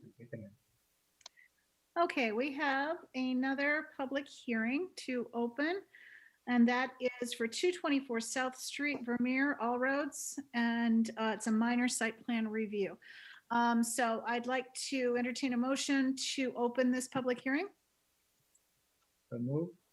Second, Thank you. That was Fran with the motion and Deb with the second. And voting on that, Dave, Dave Paul, yes. Jane, Jane Moran, yes. Fran, Fran DeYoung, yes. Deb, Deborah Feinberg, yes. Sundar. Sundar Sivaraman, yes. Okay, and Mary Larson Marlowe is a yes. So that passes. And are there representatives of the applicant here? Yes. Mr. Jackson, Yes. right? Okay, and Mr. Carvalho? Yes, ma'am. Okay, great. Okay. Excuse me. So I'm going to give you an opportunity, and probably John, if you can pull up a very basic floor plan with the site changes. So if you can, one of the applicant's representatives, please give a 5-minute explanation of what you're planning to do. Okay. Yeah, good evening. My name is Jim Jackson. I'm a managing engineer with Park Corporation, and we're providing the civil engineering services for the project. And we also have Dan Carvello on the line. He's the manager for Vermeer, so he manages the Hopkinton facility. And also Ron Brasher is on the meeting, and he's the architect for the project. Okay, so as you can see there, it's an existing facility on South Street, and the proposed project is to add a 1,200 square foot addition to the back of the building, and this will provide a parts storage area for the facility to continue their parts sales and servicing of the construction equipment sell on the site. So we'll have the 1,200 square foot building, and there'll also be an overhead door on the back of the addition with a concrete pad approach slab to the overhead door. We're also proposing to put in an underground infiltration system to accommodate the roof drains from the project. This existing site is most of it's some of it's paved, but most of it's a highly compacted gravel. It's acting as an impervious surface. And what we want to do is, with our underground system, is accommodate the 1-year storm event in the underground infiltration system. And then anything over a 1-year storm will overflow onto the existing surface and sheet flow off the site as it's doing now. For utilities, we'll be using what is currently serving the existing building, so there'll be no new utilities to the building. And the site plans, that's pretty much covers it. We did include some architectural floor plans and elevations to show what the proposed addition will look like. And there also is, the site is fairly well buffered on the west side of the site. There's a electrical substation to the west of the site, And on the property line, on both sides of the property line, it's fairly heavily treed, so it is buffered from the adjacent property. I think that pretty much covers the site plan. If you wanted to load up the architectural elevations, Ron could probably go through those. Okay, thanks. And that's at the rear of the building, right? Yes, everything is behind the existing building. Yeah.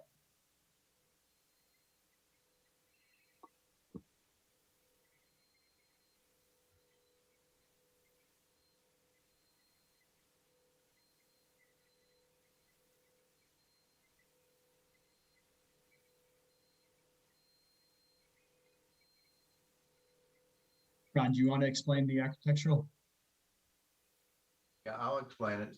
The existing building is a pre-engineered building, and we're just adding a 1,200 square foot addition on the rear. It would also be a pre-engineered building, and it will match the siding and the roofing of the existing facility. So it's really a relatively simple addition to the existing facility that they have right now. We're not adding any new restrooms or anything like that, so all the utilities stay the same.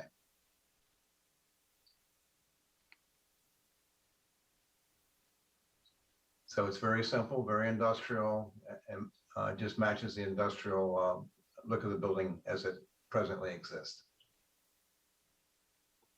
Okay, thank you. You're welcome. And John, can you just give your comments on this, if any? Sure. So it's pretty relatively straightforward. It is a small addition, as they said before. Triggers site plan review because it is an increase in not more than 5,000 square feet of gross floor area. The decision criteria is conformance with site plan standards, and this is not requesting any waivers, so no waivers will need to be granted if approved. Okay.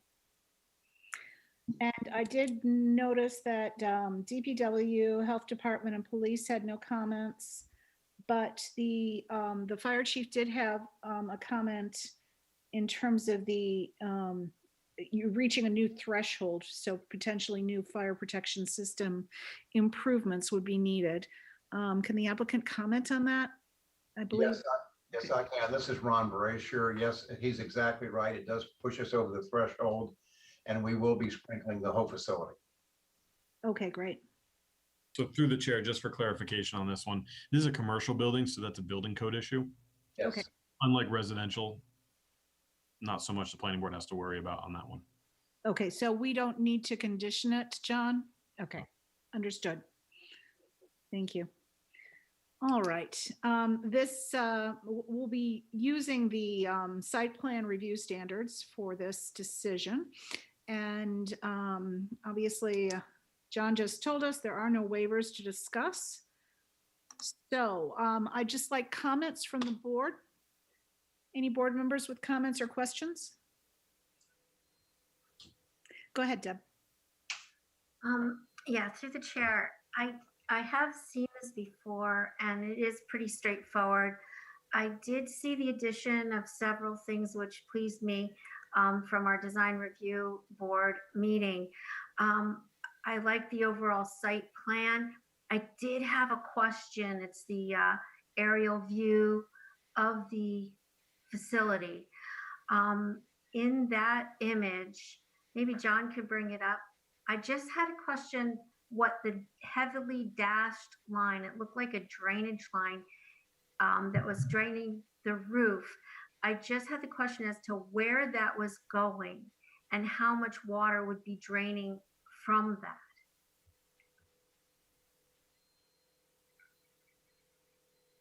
So it's that, oh, you can't see my cursor. It's the dashed line that is on the, is that north? The north side of the new addition that goes to what looks like a gravel pit. Okay, yeah, that dashed line is the limits of disturbance. So that's just the project limits. Oh. And we're showing a compost filter sock along the edge to pick up any, sediments that are coming off the site. Oh, thank you. And then as far as the roof drainage, I understood it was to be scuppers along the face of the building. And I'm wondering where that water will be discharging. Yeah, so there'll be gutters on the addition and they'll come to downspouts and they'll be, if you see the north side of the site, in this plan view, the left side of the addition, they'll follow from there to the lower part, below the addition. There'll be an underground infiltration system there that will infiltrate. Not that far off, just right next to the building. Yeah, just even a little above there. Right, yeah, right in there is underground. So the drains come along the building and then right, cursor a little bit up and to the right a little bit. Yeah, right in that general area. Those dash lines are the underground infiltration system. And so in lieu of a formal engineering plan, because this is a minor site plan review, I take the quantity of water has been taken into consideration. Yeah, we're going to accommodate the 1 year storm event, which I believe is like 2.7 inches storm. And that's standard for a facility this size. Yeah, and that'll accommodate the roof drains, and then anything, you know, a 10-year storm, it would overflow onto the paved surface and sheet flow as it is existing now. So in general, I see 465 and I see 466. So the earth is sloping towards the addition. Is that true? It's going in that general direction. They'll wrap when they get to the building. The grading will wrap around, so it pushes a little more to the left once it gets towards the building. So the overflow is to the, I want to say, is that the south side where the stone wall is, or the retaining wall? Yeah, on this plan, the sheet flow will be going in a direction up on the plan. But the underground infiltration won't overflow itself. Each downspout will overflow when the underground infiltration, if you know, after the 1 year event, it will overflow at each individual downspout at the corners of the building.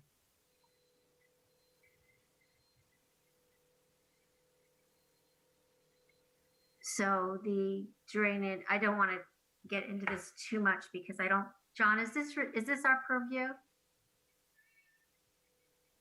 For a minor site plan review? Yeah, I mean, as long as it's within the realm of the site plan standards. Yeah, I'm wondering if it can be handled with a clarification, a note clarification, just for simplicity, so that as it's being built, the inspector is aware of where the sheet flow will go.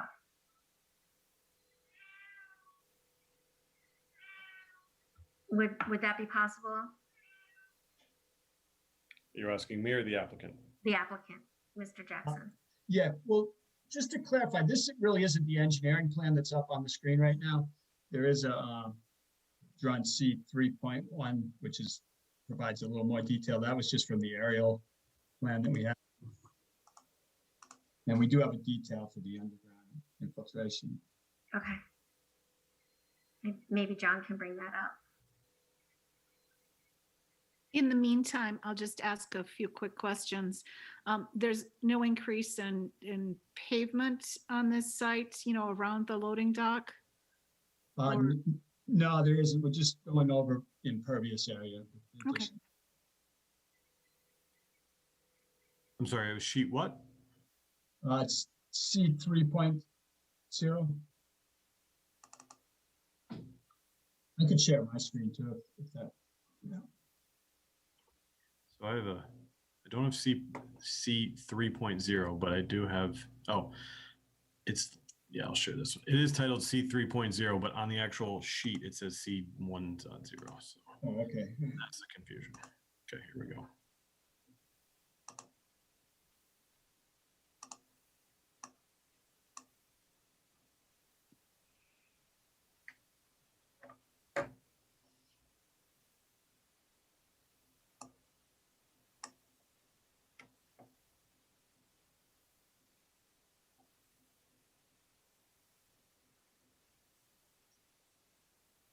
Yeah, we do have a note talking about grading the surface to drain away from building at 1% minimum. So just for clarification, it's a little hard to grasp.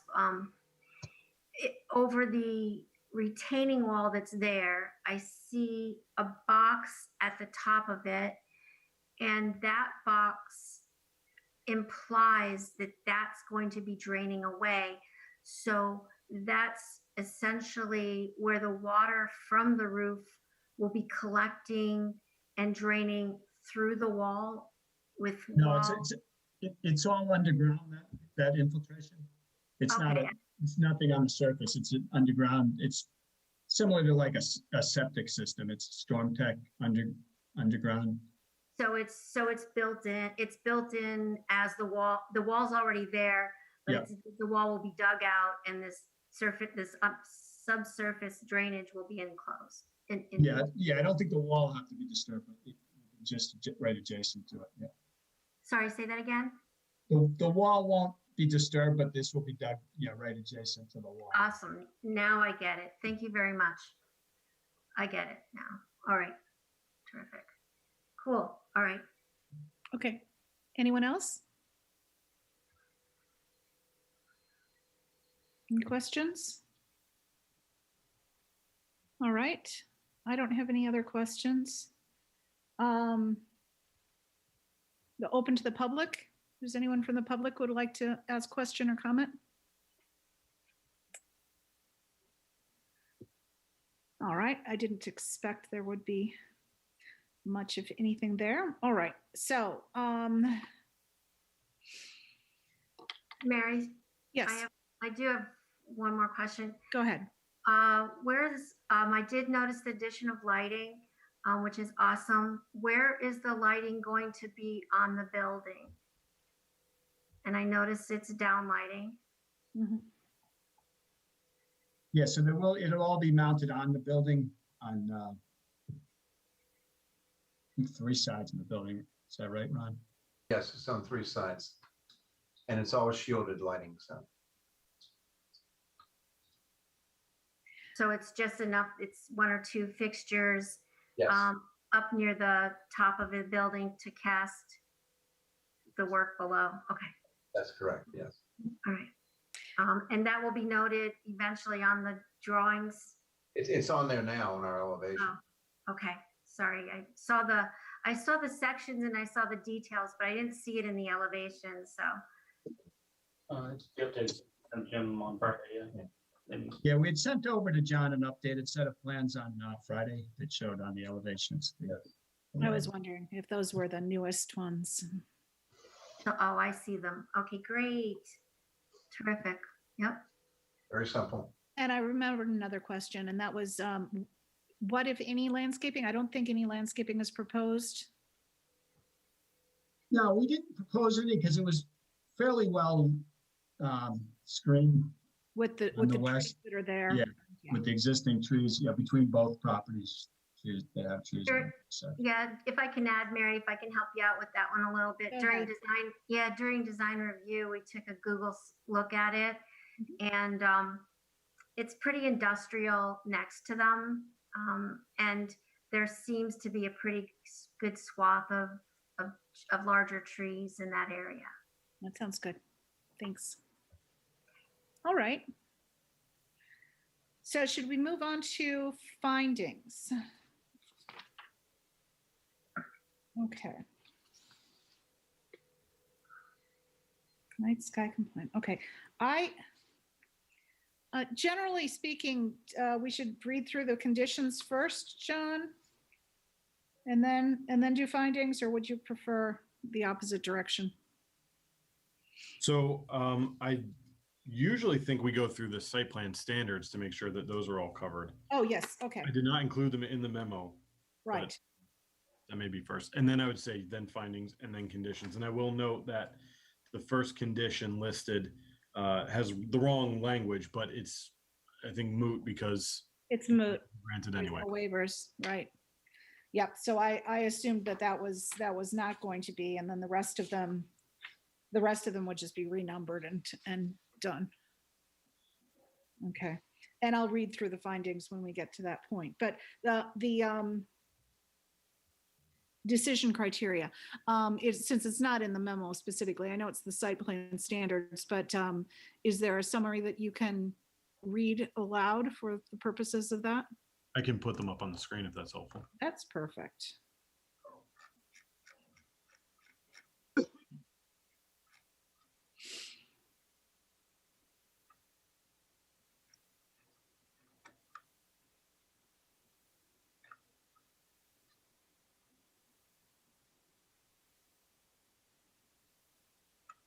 I'm just scrolling down to them now.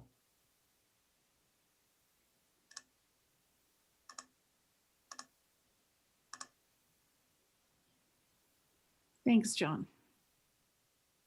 Okay. Site plan shall be designed to conform to the following standards: site disturbance in wetland buffer zones and to slopes in excess of 25% shall be minimized.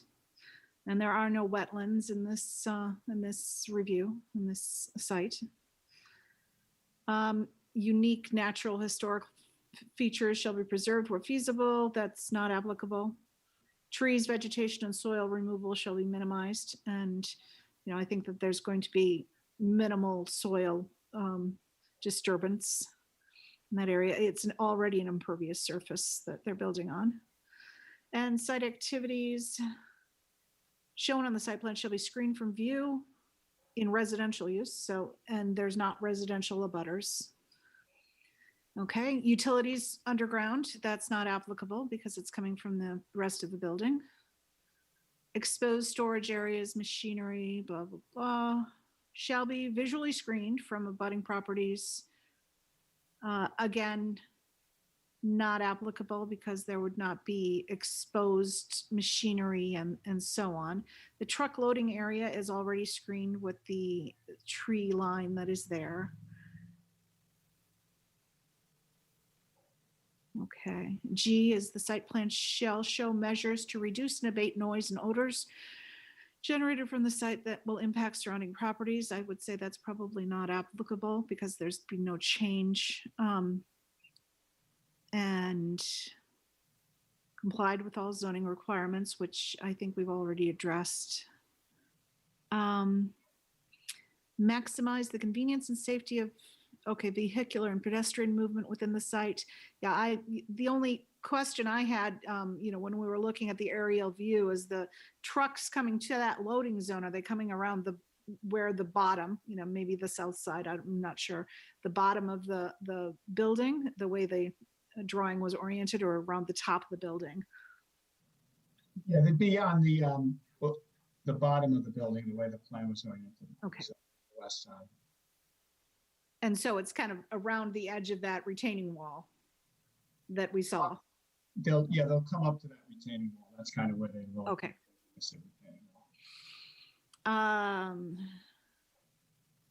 Otherwise, pedestrian traffic not really applicable. Parking areas are not changed. Curb cuts not applicable. Driveway not applicable. Sidewalks not applicable.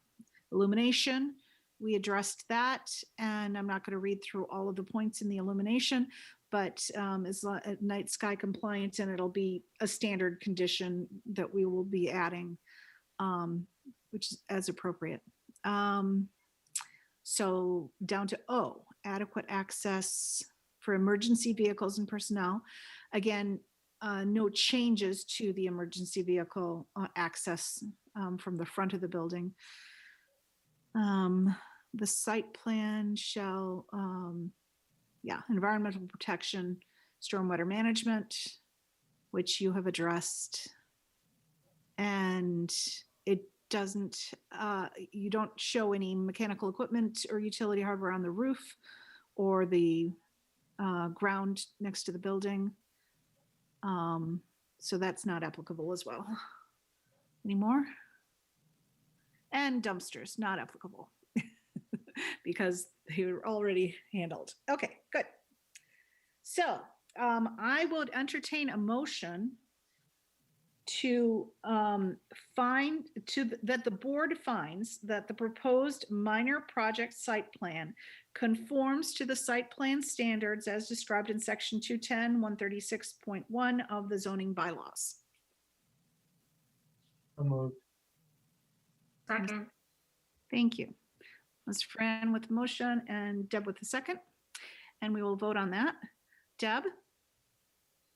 Deborah Feinberg, yes. Dave? Dave Paul, I read your lips, but you're on mute. Sorry, Dave Paul, yes. Thank you. Jane? Jane Moran, yes. Fran? Fran Dion, yes. Sundar? Sundar Subramanian, yes. And Mary Larson Marlowe is a yes. And that's the findings. All right. Okay. So I will read through the conditions. Has the applicant had a chance to see the conditions and you're fine with all of them? They're fairly standard. Are you fine with that, Mr. Jackson? Yeah, we're fine. Okay, so if you're following along in the packet, it's on page 21. The first condition is not applicable because there were no waivers. So starting with number 2, the Director of Municipal Inspections inspects projects under construction for compliance with the approved decision of site plan review. This includes the driveway, roadway, and infrastructure construction shown on the plan if applicable. If the Director of Municipal Inspections determines that any time before or during construction that a registered professional engineer or other such outside professional is required to assist with the inspections of stormwater management system or any other component of the site plan, the applicant shall be responsible for the cost of those inspections. 3, all construction activities shall adhere to applicable local, state, and federal laws and regulations regarding noise, vibration, dust, sedimentation, and the use of, interference with, or blocking of town roads. 4, the applicant shall be responsible for mitigating all construction-related impacts, including erosion, siltation, and dust control. The applicant shall maintain all portions of any public way used for construction access free of soil, mud, or debris deposited due to use by construction vehicles associated with the project, and shall regularly sweep such areas as directed by the Director of Municipal Inspections in consultation with the DPW Director. 5, the applicant shall regularly remove construction trash and debris from the site in accordance with good construction practice and the construction management plan. No tree stumps, demolition material, trash, or debris shall be burned or buried on the site. 6, all exterior lighting within the development project, whether shown on the approved site plan or required by the Massachusetts State Building Code, shall be shielded, directed downward and not upward or outward, and light shall not spill onto adjacent property. 7, if construction has not commenced within 3 years of the date of filing of the site plan decision with the town clerk, approval shall be automatically rescinded unless such time is extended by the board. For the purposes of this condition, the term commenced shall mean the commencement of site work. 8, a signed construction management plan shall be submitted to the planning board prior to the commencement of any site work. The applicant shall also submit a revised full site plan set, which incorporates all of the modifications made during the public hearing process and any required in this decision. 9, erosion and sedimentation control measures shall be implemented during the construction period in accordance with the approved site plan and the construction management plan. If they are found to be inadequate, the applicant shall immediately correct any deficiencies. 10, the planning board shall receive a sign-off confirming that the site contractor and any major subcontractors have received the construction management plan prior to the commencement of any site work. 11, construction may occur only between the hours of 7 a.m. and 7 p.m. Monday through Friday, and Saturdays between 8 a.m. and 4 p.m. pursuant to Chapter 141, Article 1 of the Town of Hopkinton General Bylaws. The applicant shall submit final as-built plans to the planning board prior to issuance of a certificate of occupancy. 13, the applicant developer shall provide the principal planner with a project point of contact and contact information prior to the issuance of a building permit. This point of contact information shall be kept current through correspondence to the principal planner until the final certificate of occupancy is issued or construction is otherwise considered complete. That concludes the conditions. And I would like to entertain a motion to approve the minor project site plan with the conditions just read. And that was a total of 12 because the first one was deleted. I'm sorry. Yeah. With the following, yeah, with conditions as they were previously read aloud by the chair. Yes, okay, that's the motion. Second. Thank you. And voting on that, Deb? Deborah Feinberg, yes. Dave? Dave Paul, yes. Jane? Jane Moran, yes. Fran? Randy Young, yes. Sundar? Sundar Sivaraman, yes. And Mary Larson Marlowe is a yes. I keep thinking there should be more names. Muriel doesn't want to vote, right? And so that passes, and I'm just trying to see what I need to do next.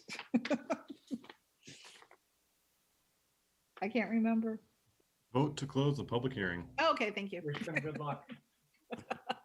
And so I'll entertain a motion to close the public hearing. Seconded. Thank you. And voting on that, Deb? Deborah Feinberg, yes. Dave? Dave Paul, yes. Jane? Jane Moran, yes. Fran? Randy Young, yes. Sundar? Sundar Sivaraman, yes. And Mary Larson Marlowe is a yes. Thank you very much. Thank you. Good luck. Appreciate the efficiency. Thank you very much. Good night. Night. Bye. Okay, don't everybody else leave. So we still. Good night, Mary. Just kidding. We have, I don't believe we have any minutes to review because I didn't see them in the admin folder. Okay, so nothing to review there, but we have Deb's presentation on the design review board. Hi, yes, all. I've been attending during COVID, all the design review meetings, which have been going along very well. We act as an advisory, in an advisory capacity to the planning board, which I think is oftentimes sort of relegated in the rear. I highly respect the co-members that I work with and appreciate their input greatly. I think that as far as if I can have the opportunity to sort of speak for the rest of the board, I think we have sort of maintained the consistency of the signage and the dark sky compliancy. I think there are some questions that we would like to take to the ZAC committee in relationship to the size of signs, placements in yards, and sort of the smaller neon signs that are placed on the interior of buildings in relationship to the fact that we're not allowing neon signs, but yet they're still showing up, like the signs that say open and things like that. So there are some questions as to, right now that's legal, but there are some questions as to whether that's something that should be looked at in the future. So I think in summary, we're doing a great job at our consistency, at looking at design elements, plantings, hoping to send it to the planning board, sort of thought out, having some sort of preliminary decision for you. And in the situations where we are the sole decision factor, they are hopefully minor decisions that are taken into consideration and move forward with for compliance. So I think just in summary again, we're looking forward to making some changes in ZAC towards the zoning for signage, and then continuing with the practices that have taken place so far. So, Madam Chair, could I just make a quick comment? yeah, go ahead. Thank you, Deb, for the update. That was great. Just one quick comment about the signs inside of a window, the open signs such as that. I think that's a slippery slope that we have been attempted before of trying to tell people what to do inside their buildings. If you remember back, I don't know if you were involved, but with the Unibank, they have a glowing light up top, and that same kind of subject came up. So just want to give you a heads up on that. Yeah, it's not to say that anything would come of our conversation at ZAC. You know, ZAC is a pretty creative force, and verbalizing some of these signage may get relegated to the rear. But it is something that has become prevalent in town, and could be considered a non-compliance, as it is pretty overt and it is at night. And I recall even discussions around that for something when we first joined 3 years ago, about some lighting that was inside a building and making sure that it wasn't spilling out and so on. So I think that's the Unibank thing. And Deb, yeah, it could have been. But I think I came on just towards the end of that, or just after the conversation had sort of made full circle. But it's not a small point. I think it's something that we should keep in the loop if possible. Okay, thanks. I also, I mean, I know that the design review board is a recommendation, although the way that, you guys have, the way that you guys suggest things to developers often gets through to them. And I appreciate that aspect.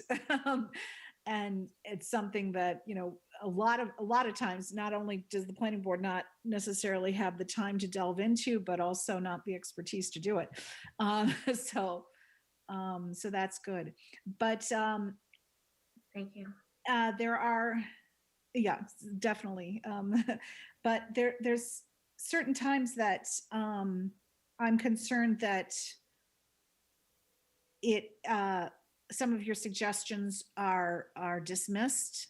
And I'm just wondering, if you have any ideas about how to, I don't know, how to present them more concretely, such that planning board, would not, that don't overlook the suggestions or recommendations that are made. I don't know. What was really interesting, Mary, that you say that, is this last building that we just reviewed. I was really honored and tickled by their response. There were a few building omissions, like the lights and the light details, an overall site plan, even though it was a copy from Google Earth. There were things that we contributed that they grabbed onto and presented to you. So it was nice that we got it before, because then it prevented, it sort of saved you all time. So there are times when the design review can sort of capture things and sort of just nip them in the bud, so that when it gets to your desk, that you can look at it with sort of a bigger, fuller picture. So I was pleased that happened this week. There are other times where I think the design review is given a heavy load without the charge of commitment, or being able to delve into zoning or code regulation. I think we're going to the zoning board of appeals with a letter, and an incident happened where the planning board, it wasn't something that the planning board necessarily, they felt that the planning board necessarily had to preview because it was a project that was redesigned, and the footprint was the same, but the design elements in the building were not the same. So in one sense, going directly to the design review board is okay, but I don't think that the design review board necessarily has the teeth to reinforce code or zoning, because that's not our battle cry. So it would be interesting to have some conversations, maybe a roundtable of some sort with the planning board as to how we could work better as a team to tackle some of those sort of head on versus having to challenge other boards, in other places. Whether it's a memo that we get that saying the design review board is going to be looking at this. Can you look at it in your packet this week prior to the design review board? Maybe some new form of review that comes ahead so that we know what's coming up, or so that we know that it may take the planning board's earlier review, some sort of preliminary review. I'm not sure, but that'd be great if we could have that conversation. I really respect everybody that I'm working with there, and I think they would be wonderful to have something like that with. They have lots of contributions, lots of ideas about, and knowledge about what Hopkinton should look like and what Hopkinton could look like. And I think not only would it be a tool for the future, but I think it would be a learning tool for us as planning board to kind of understand where they're coming at and what they're looking at and how we can better develop their battle cry as well. So I don't know what the timing of something like that would look like, or John, how that would be if we could suggest something like that. But it's not a bad idea to have some sort of interchange. Yeah, Gary had mentioned that he, wants to institute much more regular liaison updates. And I think that, that would mean that design review would be an update probably again in a month. And perhaps at that next meeting or subsequent meetings where we have updates from design review, we can further the discussion and have that roundtable discussion in that context. So I'll talk to him and John and you more offline. Okay. Yeah, that would be great. I think that would be really enriching for all parties and for our final result as well for the town. Thanks. Yeah, Gary's definitely looking for those for that coordination aspect. So, and in line with that, he actually wanted to talk about the next liaison updates and would be from the trails or possibly combining the Charles River Trails and the Trails Committee into one meeting. So we're talking about both in the same meeting. Oh, that's great. July 26th. Sorry, say again. No, I like his concepts, his concept of liaison meetings. I think that's a great way to share results and share information. Yeah, absolutely. I agree. Excuse me, Mary, through the chair. Yes. The Upper Charles Trail Committee has a representative liaison, that would be me. Yep. But the TCMC does not have a planning board member on their committee. That would be me. That would be me. Oh, I thought you were, Dave. Okay. Sorry, my we do have- apologies. See, that's why you really need an update, right, Jane? Yeah, it's been a long time, Dave. So I don't know if the two of you are able to do an update on July 26th. Is that possible? I can. I think he actually suggested putting a time limit on these things too. That's a good idea. You'll have to ask him what his thought was, but because he wanted to get all of them in a certain amount of time, but not Right. There's so much other stuff he didn't want to have Absolutely. Yeah. maybe 5 minutes or so, I think is what I heard him say.